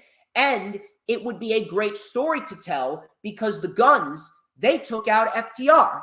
And FTR, they're not on television because Tony Khan is giving them a rest. If FTR comes back and FTR resigns with AEW, then you have a storyline for the Guns and FTR waiting for when FTR comes back. And we could inevitably see FTR versus the Guns with FTR beating the Guns. Simple. Simple. It is so straightforward. It's so straightforward. It's so easy. And it would honestly make things flow a lot better. It would make things flow better. It would be straightforward. It would be cool. And FTR gets the AEW World Tag Team titles. And we potentially have a big match at Forbidden Door with FTR and potentially the Guerrillas of Destiny.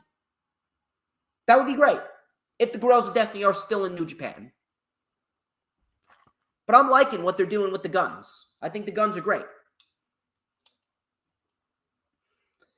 Brian Cage and Bryan Danielson. This was another excellent match from Bryan Danielson. He is virtually AEW's version of Sheamus.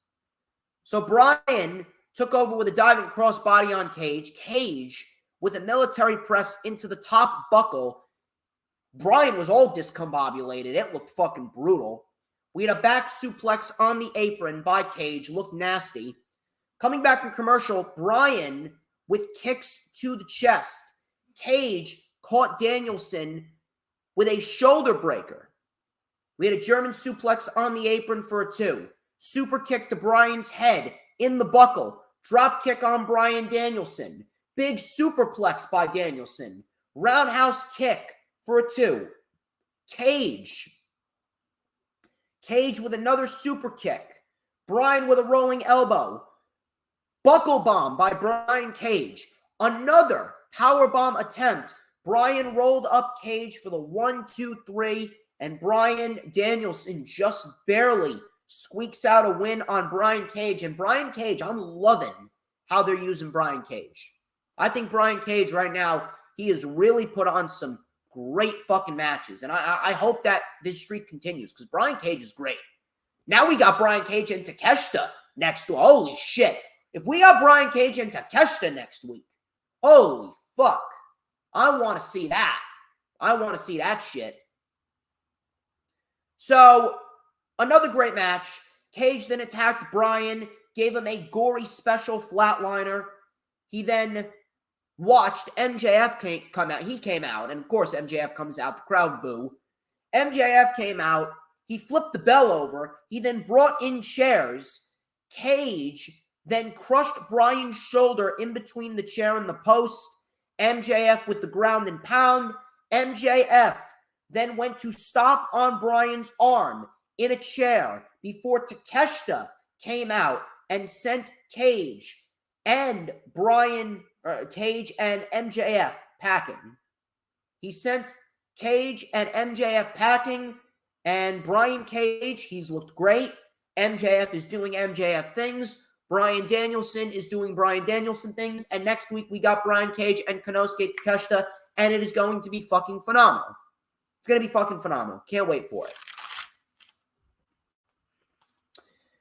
I'll tell you what else is phenomenal. This storyline between the AEW originals and the ex-WWE stars with the women. Toni Storm and Ruby Soho. Toni Storm and Ruby Soho. This was a very good match for what it was. This was a very straightforward match for what it was, and we ended up getting some pretty solid material here. So, Toni Storm and Ruby Soho. They traded some strikes back and forth. Storm with a hip attack, sending Soho to the floor. Storm took over. Coming back from commercial, Ruby mounted a comeback with a Saito suplex combination. We had an STO. No future connects, but Toni Storm kicked out. Toni Storm kicked out. Soho went up top. She rolled through off of a dive. Soho then caught Storm with a knee. Storm held her nose. So Toni Storm was selling the nose. She's like, oh my God, I think I broke it. But she was playing possum. The sell job was great. She played possum, German suplex, hip attack, and a tornado DDT by Toni Storm. Soho kicked out. Britt Baker's music hit. She came out. Toni Storm was distracted. Ruby hit Destination Unknown, and she wins a very good match. And I can honestly see Ruby Soho potentially getting a women's championship match against Jamie Hayter sooner rather than later. So it looks like we are having the battle lines drawn. It's going to be very, very interesting to say the least. Bryan Danielson and Timothy Thatcher is confirmed for next week. So is Paige and Moxley 3. The Acclaimed will be in action. We got Samoa Joe and Darby Allin for the TNT title no holds barred match. We got a TNT Championship no holds barred match that's going to be great. We also got a TBS Championship match between Jade Cargill and Red Velvet. And then we got Takeshita and Brian Cage. So Dynamite looks great for next week. Dynamite looks fucking packed. And I'm loving it. I'm loving it. It's going to be great. Mark Briscoe. Reach for the sky, boy. He took on Jay Lethal. This was the tribute match for Jay Briscoe. The crowd was chanting, "Thank you, Tony." And rightfully so, because Tony Khan made it possible. So Jay Lethal was crying during this match. I can't even blame him. We had a chop off early on. Mark Briscoe then took over, coming back from commercial with a diving tomahawk chop. Crowd was hyped. Nice enziguri by Mark. Corner avalanche. Throw off the top for a 2. Jay Lethal with the lethal injection, but Mark Briscoe rolled to the floor. Lethal then put Mark Briscoe on the timekeeper's table. Briscoe fought out of it. Mark Briscoe with a wrecking ball drop kick and then a blockbuster off of the apron. Then we had Jay Lethal being placed on the table, and we got a blockbuster. After we got the blockbuster, we got a diving elbow drop off the top through the table, and both men just crashed and burned. Back in the ring, we had a big lariat by Mark Briscoe and the Jay Driller. Mark Briscoe wins it, and it was very fun. It was hard fought. It was physical. The locker room then came out to give a standing ovation. Even Tony Khan gave the standing ovation, and he showed his respects. Everyone paid their respects to Jay Briscoe, and we got the proper send-off that we should have gotten. And I'm very, very happy that Warner Media decided to open up to the Briscoes, even if one had to pass away. But Dynamite was great. Dynamite was awesome. All right, so I'm going to try and fix these technical issues here, so hang tight with me for 1 sec. Hang tight with me. I'm going to try and fix what we got over here. Let's see what we got.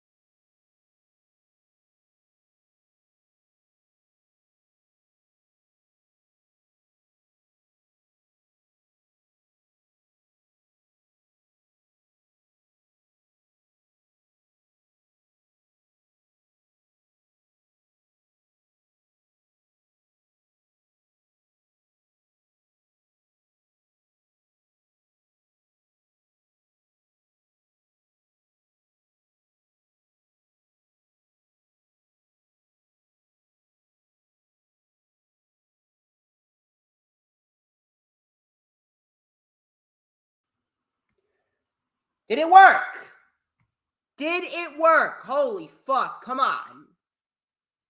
Tell me that it worked. I hope to fucking God it worked. Swear to God. It's fucking technical issues. I don't know why. I haven't had any technical issues up until today. Now all of a sudden I get the technical issues. Fucking stupid. Stupid. Too many people using the fuck. I think I may have to start paying for my own StreamYard at this rate.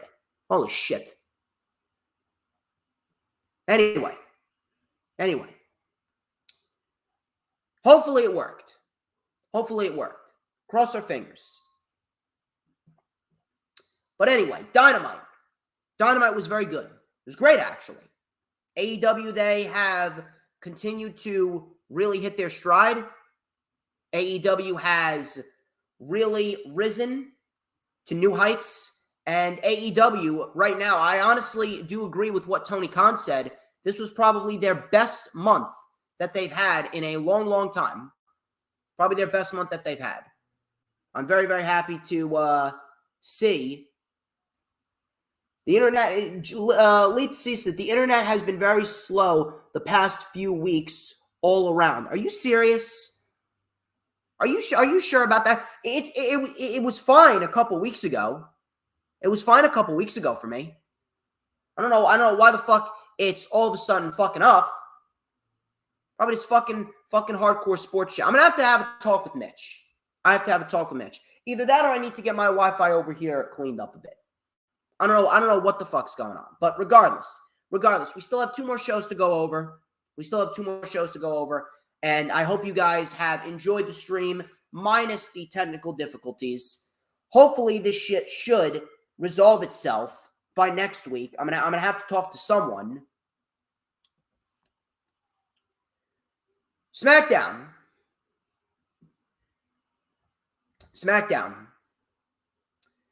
We actually got a decent show. It wasn't anything over the top. We did have some good. We did have some bad. We'll talk about it. So SmackDown started off with Rey Mysterio versus Karrion Kross. I was actually looking forward to this. I was very much looking forward to this, but it did not live up to the hype that I thought it was going to live up to. Matter of fact, it went way too short. It really did. It went way too fucking short. How long did it go? 10 minutes? 10 minutes. You give Rey Mysterio and Karrion Kross a mere 10 minutes? I can name you numerous things that you could have eliminated from this show that would have been very, very suitable to give the time to Rey Mysterio and Karrion Kross. So, Karrion Kross doing his normal shit. Karrion Kross was then caught with a sunset flip into the barricade by Rey Mysterio. Coming back from commercial, Kross with a nice backbreaker. Mysterio then came in with a 619 and a frog splash for a close 2 count. Rey Mysterio then got caught. Kross went for a big move. I believe he went for the cross jacket, but Rey Mysterio wriggled out of it, and Rey Mysterio delivered a crucifix pin, and Rey Mysterio beat Karrion Kross. Now, it was fine for what it was, but I mean, how do you only give Rey Mysterio and Karrion Kross 10 minutes? 10 fucking... You could have easily had taken the Lacey Evans squash match out, and you could have easily had taken the segment with Austin Theory and the New Day and Bobby Lashley. You could have taken that shit out too. All you could have done was done a 3-minute promo with Bobby Lashley. We didn't need a 12-minute segment where everyone was coming out saying how they're going to win the Rumble. We've seen that shit numerous amounts of times. Kross was pinned. A fluky win by Rey Mysterio, but Kross was still pinned regardless.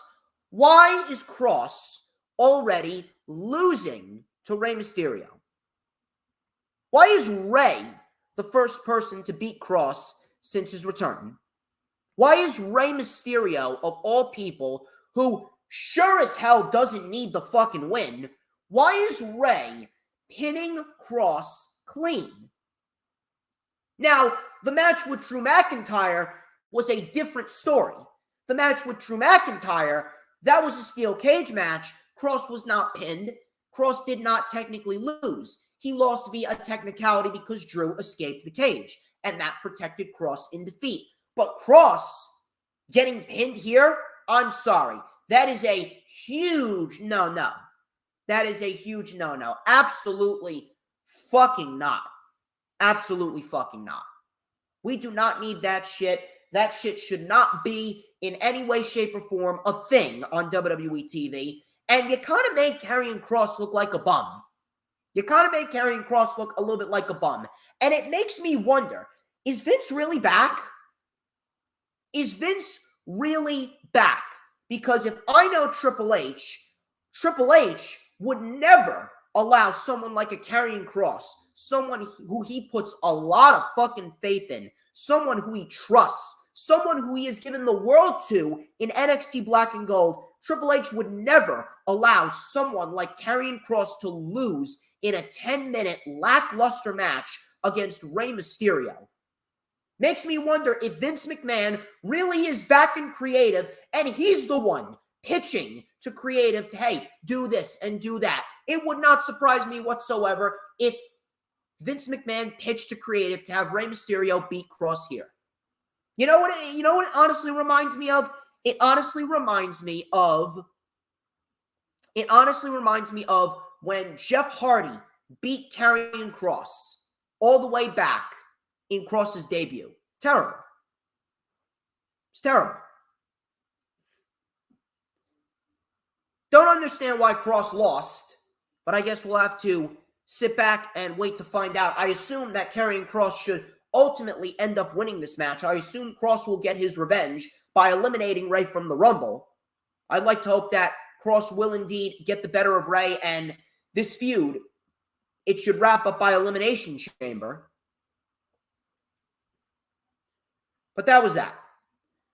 Fine match, but I mean, it went too short, and the wrong man won. Austin Theory. We got a little A-Town down on SmackDown. A-Town SmackDown. So, he goes, the champ is here.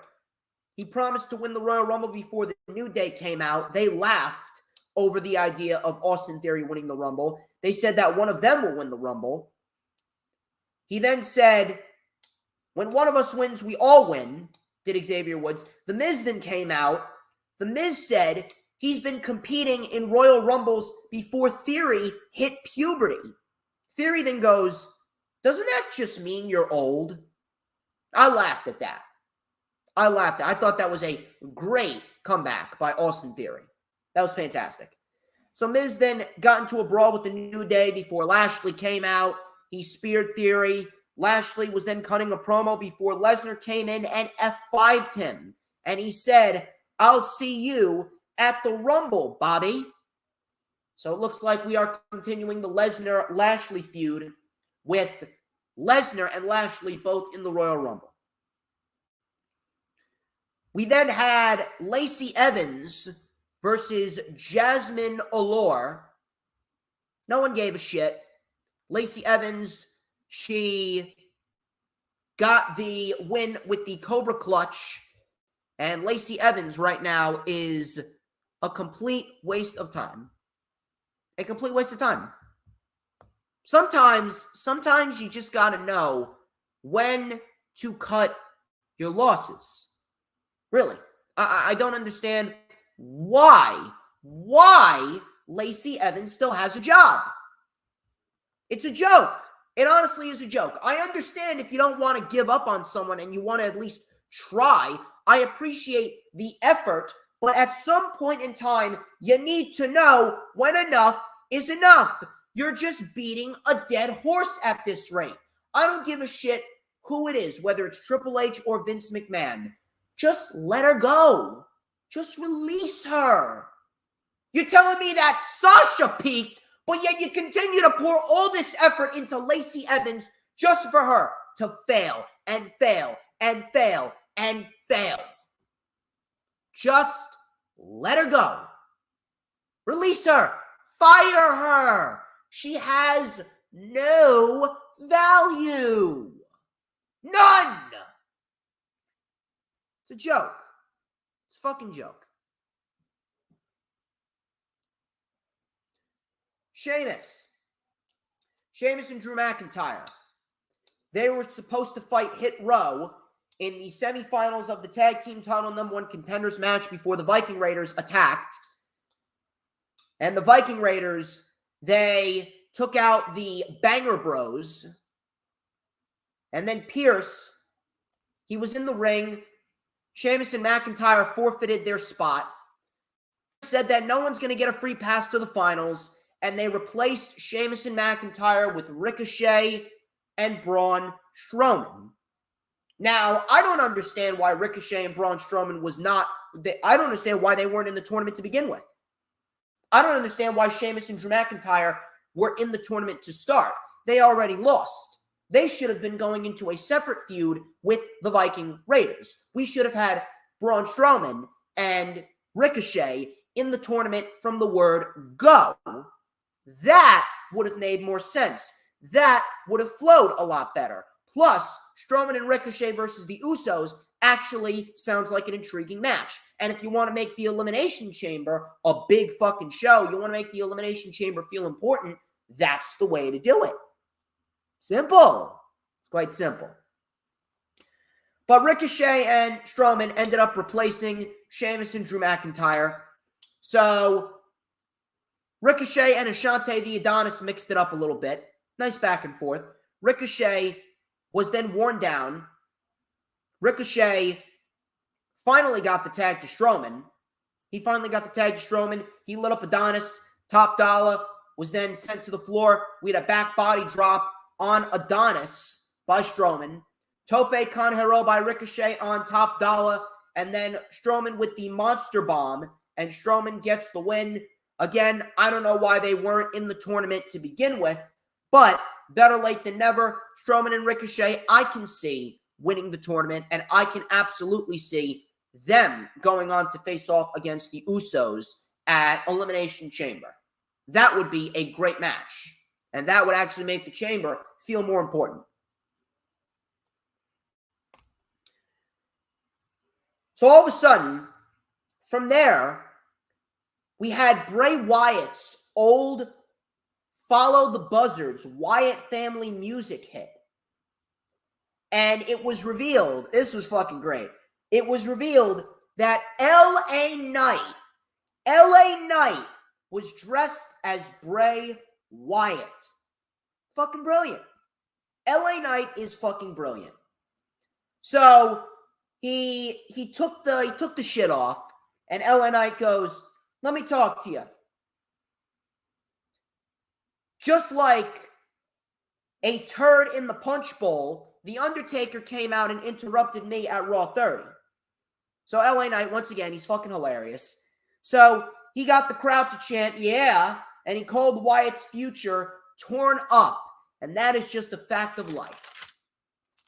Wyatt then came up on the stage and he goes, "I see you're smiling now, but I don't think that you're smiling on the inside. The time for talk has come and gone. And at the Rumble, you will finally meet the man that you've been looking for. When the lights go out, you'll see." So then Uncle Howdy was then shown in the crowd, and that was pretty much it. So LA Knight and Bray Wyatt, the final hype before their inevitable clash. And I'd like to hope, cross our fingers, that it's not going to be some hokey hocus pocus garbage like we usually see with Bray Wyatt, at least with The Fiend. And I'd like to really hope that we will inevitably see some decent professional wrestling between Bray Wyatt and LA Knight, because Bray Wyatt is a very good wrestler. LA Knight is a very good wrestler. Just put him in there and let them wrestle. And then after the Rumble, I think it's about time we start getting Wyatt in the ring more often. I think it's about time that we start seeing Wyatt in the ring at least every other week. At least every other week. There is nothing stopping anyone from putting him in there with a Kofi Kingston or a Humberto Carrillo or an Angel Garza or a Butch or a Ridge Holland or a Ricochet, and just having them go 12 minutes, 15 minutes, and putting on a decent TV match. There's nothing stopping anyone. Less talking for Bray Wyatt, more wrestling. We don't need to have him cut promos every week unless he's in a major, major storyline. And I do believe that the best possible route for Bray Wyatt is to go into WrestleMania and fight Edge. Speaking of wrestling, Legado del Fantasma and Imperium, semifinals of the SmackDown #1 Contenders Tag Team Tournament. This was a very good tag team match. Legado del Fantasma and Imperium, more of them, please. More Imperium, more Legado del Fantasma. This was great. So, we had some double team by Legado del Fantasma early on. Imperium then took over with double clotheslines. Coming back from commercial, Joaquin Wilde was isolated. We had a tornado DDT on Kaiser, tagged to Cruz del Toro. Cruz del Toro came in with a big crossbody and a very nice enziguri. Then, after the enziguri, we had Cruz come in with a double missile drop kick, double planches onto Imperium, slingshot Hurricane Rana by Del Toro, tag to Wilde, big splash. Kaiser saves it. Kaiser saved it. Vinci, this was a beautiful move here by Vinci. Vinci with an enormous military press slam from the top rope. Looked like he landed on his knee hard, but he was just selling. He tagged in Kaiser. Imperium then with the Imperium bomb, and Imperium get the win. 1, 2, 3 with Imperium advancing to fight Ricochet and Strowman. I would be okay with either team winning. Because no matter what, we're going to get a great fucking tag team title match with either Imperium or Ricochet and Braun Strowman taking on the Usos. So I had no issue with this. And I don't care who wins next week. Thankfully, we did not see Charlotte Flair out there in front of the crowd. We only saw Charlotte Flair for about 25 seconds in a backstage segment with Adam Pearce. That was probably my favorite Charlotte Flair segment of the year. Why? Because she wasn't even on TV for 60 seconds. Barely said anything of note, and that was it.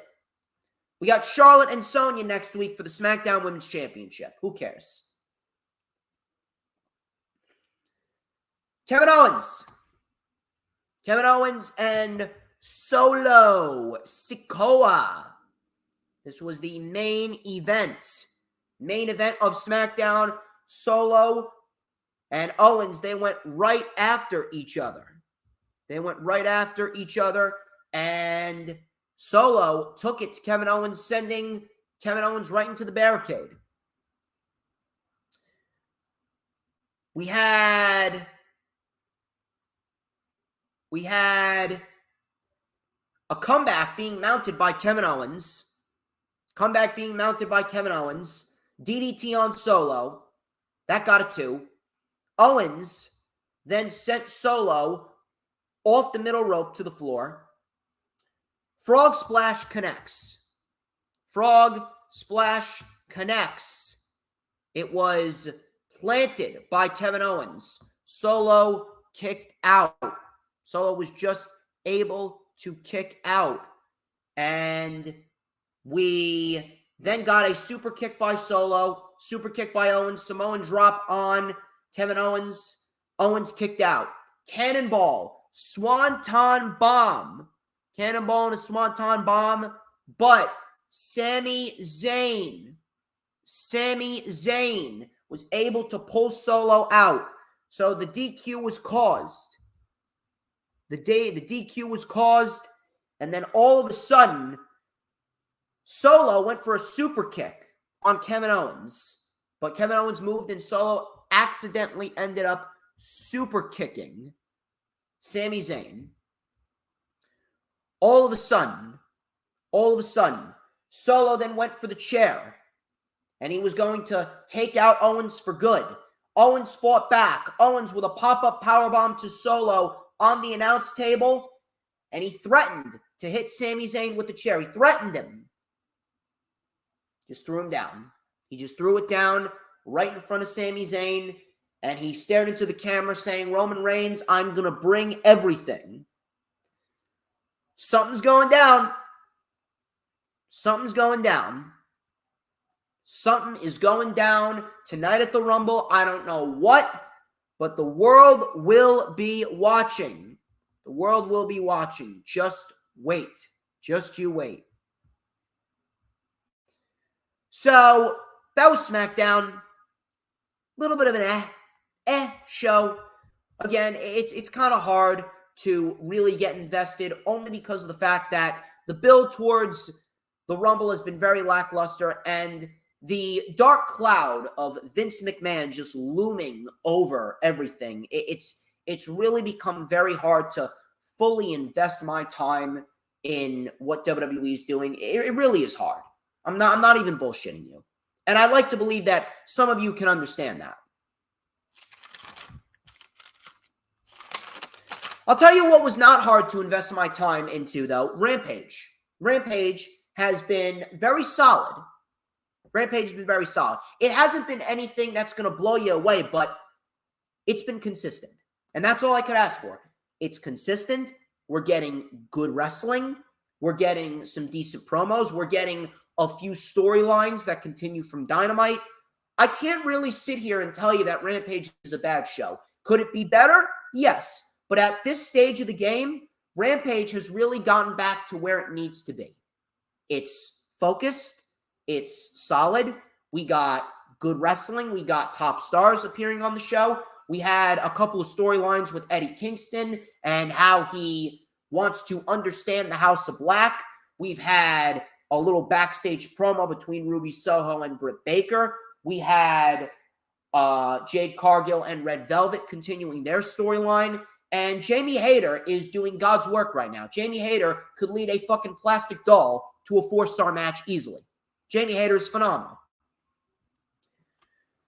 So Rampage was a solid show, specifically the opening and the closing match. The opening match was fucking great. The opening match went 16 minutes.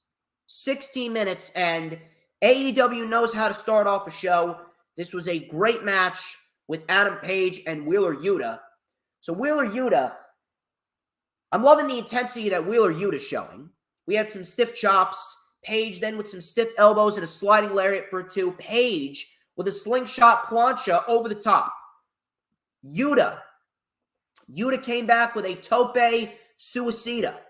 Page, pop-up powerbomb on the apron, and then a pop-up powerbomb in the ring. Yuta kicked out. Coming back from commercial, Yuta with a missile dropkick and a diving phenomenal forearm for a 2. Nice running bulldog. That got a 2. Page and Yuta were on the top rope. Avalanche, Death Valley driver by Adam Page. Wheeler Yuta landed on the back of his neck, which looked fucking nasty. And I mean nasty. Do not try that shit at home, children. Do not try that at home. Yuta kicked out. Don't know how, but he kicked out. Page with some German suplexes. Yuta with a German suplex barrage. Page's leg was tied in the rope. Both men were on the apron. Yuta with a German suplex on the apron. He kept the grip. Rolled through into a released German suplex on the floor. Page went fucking splat. And if you thought that splat was brutal, Yuta, like a fucking maniac, delivered a diving splash off of the top rope to the floor. Back in the ring, diving splash, knees were up, big lariat by Page. Yuta with an angle slam. Big splash finally connects into the ring. Page kicked out. Yuta with the hammer and anvil, elbow strikes. Rolling elbow by Page. Buckshot lariat by Adam Page, but he did not go for the cover. Page did not go for the cover. Instead, he hooked the arms, locked the fingers, and delivered a Death Rider. And we are on the road towards the rubber match between Hangman and Jon Moxley. I'm going to make a prediction here. I'm going to make a prediction here. I predict that this is going to kick off the show, or we could very well see this main event the show. Maybe it goes past 10 p.m. Who knows? Maybe it goes past 10 p.m. Either way, I don't think we're going to get a clean ending. I don't think that either man's going to win. I honestly do believe that we're going to get a double count out, we're going to get a double pinfall, or we're going to get a draw. I honestly do believe that we will not see this match end clean, because I don't understand how we have this match and yet we got the pay-per-view coming up.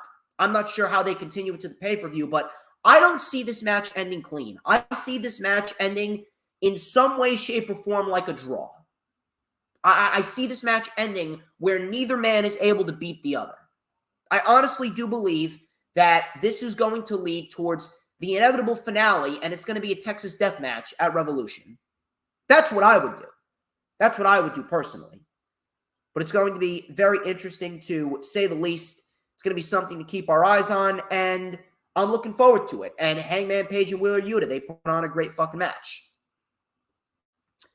Eddie Kingston, he cut a promo. He was saying that the House of Black was right. I understand you, and I'm ready to go home. Not sure what that means, but it's going to be something to keep our eyes on. We'll see what happens with Eddie Kingston. How you doing, Jeff? How you doing, Danielle Wolf? How you doing, Dean Winchester fan? Hooligrim as well. Yes, I know, Jeff. Yeah, it's time to rumble. Please make sure that you're liking both streams, by the way. Like the stream on Hardcore Sports, and then like the stream here on my channel as well. Good shit. So from there, we got ourselves a 6-man tag, a trios match. It is Danhausen and the Best Friends versus Jay Lethal, Satnam Singh, and Jeff Jarrett. This was not as bad as I thought it was going to be. Considering what it could have been, this was not bad. I actually expected a lot worse, but no one embarrassed themselves, and that's all I could ask for. All I could ask for is no one embarrassed themselves. And that was pretty much that. Everyone played their roles well, and it was straightforward, and it was not the worst thing in the world. So I can't really sit here and be overly critical about it. Would I have put it on the show? No. No, I wouldn't have. So Danhausen had a ukulele. Of course he did. Satnam Singh, I thought this was great. Satnam Singh took the ukulele, broke it over his leg, and then punched the bottom part of it, punched a hole through it. I don't know why, but I laughed. So the Best Friends were in control. They took over on Jeff Jarrett. Danhausen with a corner clothesline. Soul Food half and half on Jay Lethal. Singh came in and he took over. Coming back from commercial, Chuck, he lit up Jay Lethal. Crowd got behind Chuck Taylor. Flatliner by Chuck into the Koji clutch. Jarrett saved it. We had a Pescado on Lethal. Figure 4 on Jarrett. Lethal missed the elbow drop. Satnam Singh was able to make the tag. Danhausen then made the tag. So Danhausen was trying to knock down Satnam Singh. Did not work out all too well. Singh was then stunnered onto the top rope. We then had an orange punch to Sanjay Dutt. His pencil went flying. Jarrett then hit Danhausen with the Golden Globe Award that they stole from Paul Walter Hauser. And then Danhausen, he was down and out, and Satnam Singh covered for the win. That was pretty much it. Nothing to really go back and rewatch, but it certainly was not an embarrassment, which I'm happy about. And the only thing that I can hope for is that this feud's over. The only thing that I can hope for is that this feud is over, and we do not have to worry about it ever again, because I am over this feud between the Best Friends and Jeff Jarrett's posse. We already got the match that I wanted to get, which was Lethal and Orange Cassidy. We don't need any more. We don't need any more. Have that be the end of it. Britt Baker and Ruby Soho, they had a little promo in the back. Britt, she said, I will admit that you add some value to the women's division. Not really sure how wise that was by Britt. Britt then told Ruby, grow a backbone and pick a side. And if you were smart, you would choose the right side. So, I don't know what's going on there, but I think that we could inevitably see Ruby Soho turn heel after those comments made by Britt Baker. Powerhouse Hobbs. He took on Tony Mudd. Hobbs, he has a new finisher. He is now using a modified version of the Burning Hammer, which I like. I think that is a great new move for Hobbs. I think he executes it very well, and I think it's very impactful and intense. But I think we are past these squash matches with Powerhouse Hobbs. I think we're past this. You know what I want to see? I want to see Hobbs in the ring with Orange Cassidy fighting for the All-Atlantic Championship. That's who should win that title next. If I am them, I am giving the All-Atlantic Championship to Powerhouse Hobbs, and I am having Powerhouse Hobbs go on a tear with that championship. I'm having Hobbs do what Samoa Joe was doing with the TNT title before Darby inevitably beat him. That's what I'm doing. I want to see Hobbs, and I want to see Orange Cassidy, and I want to see Powerhouse Hobbs beat Orange Cassidy for the All-Atlantic Championship. That is the best route to go.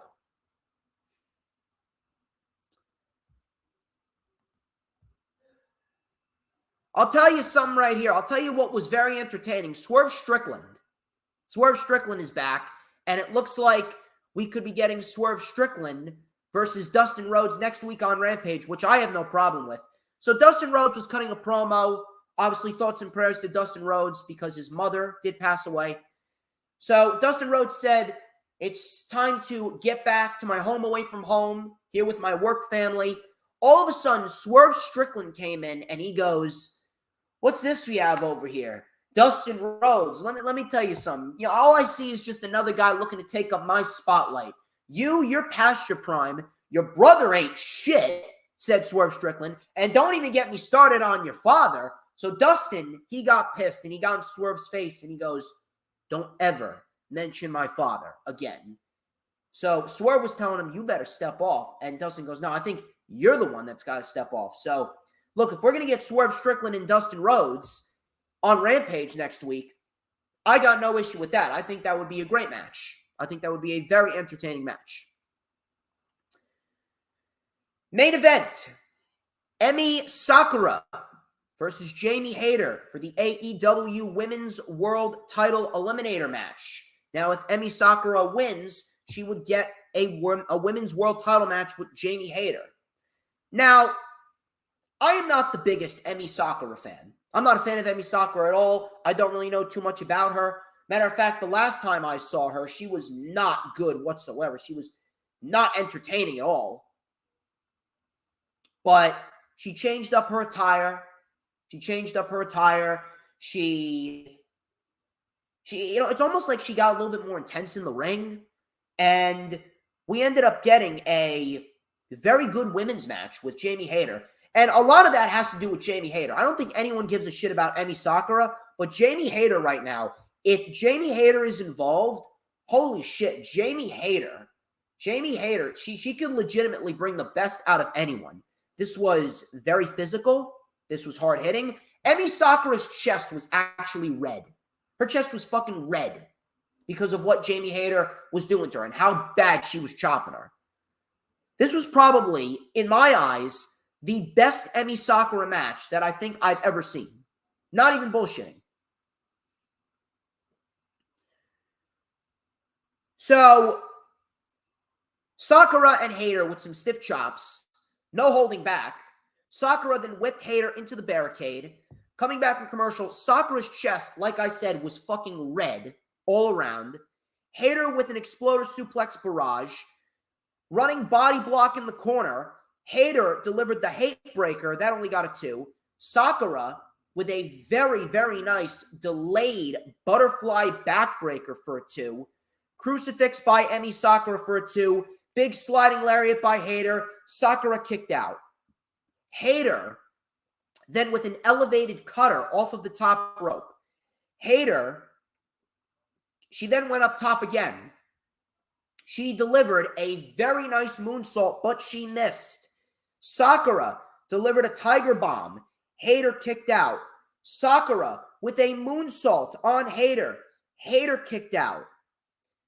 Hayter delivered a huge big lariat. She went for another one, but Emi Sakura delivered a backdrop driver to Hayter right on her fucking neck. Right on her fucking neck. Hayter got up again.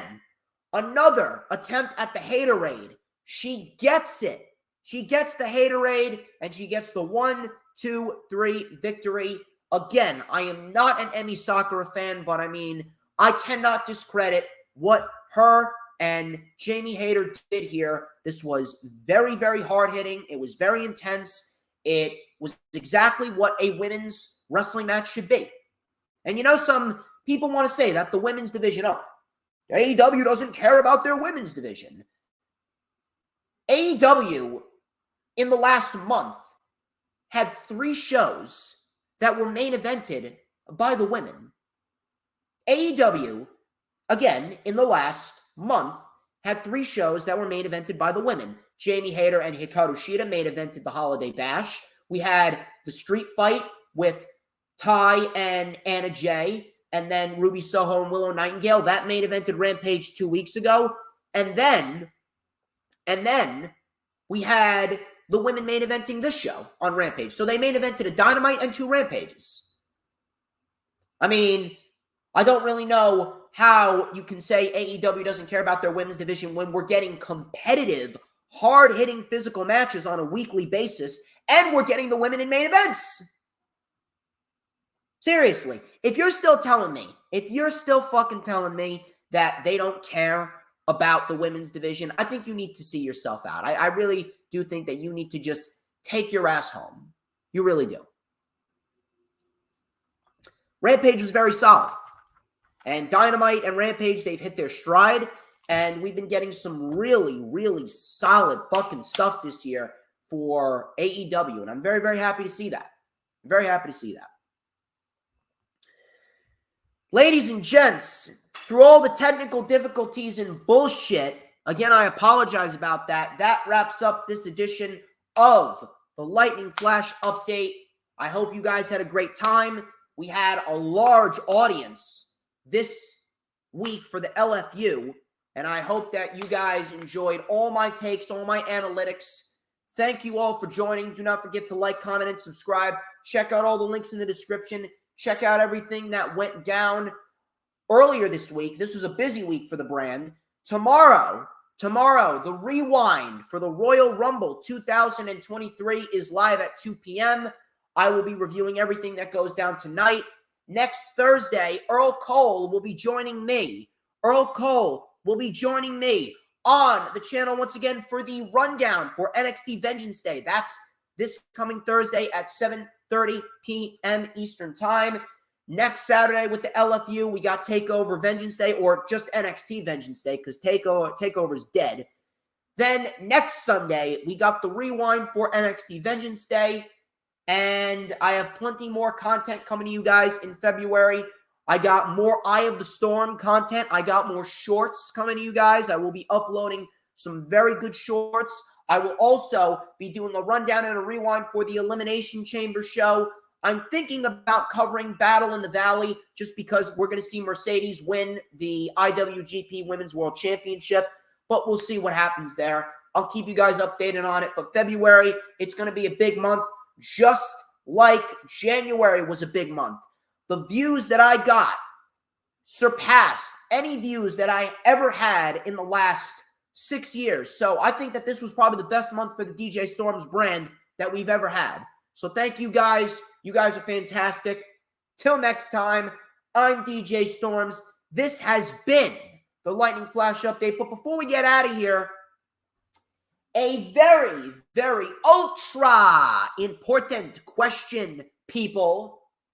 Ladies and gents, who runs the IWC?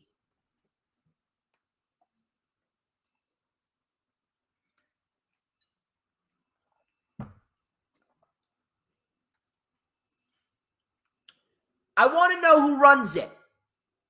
And I don't think that we're going to leave until you tell me who runs it. So I'm going to give you guys a little bit of time, and I'm just going to comb my hair back.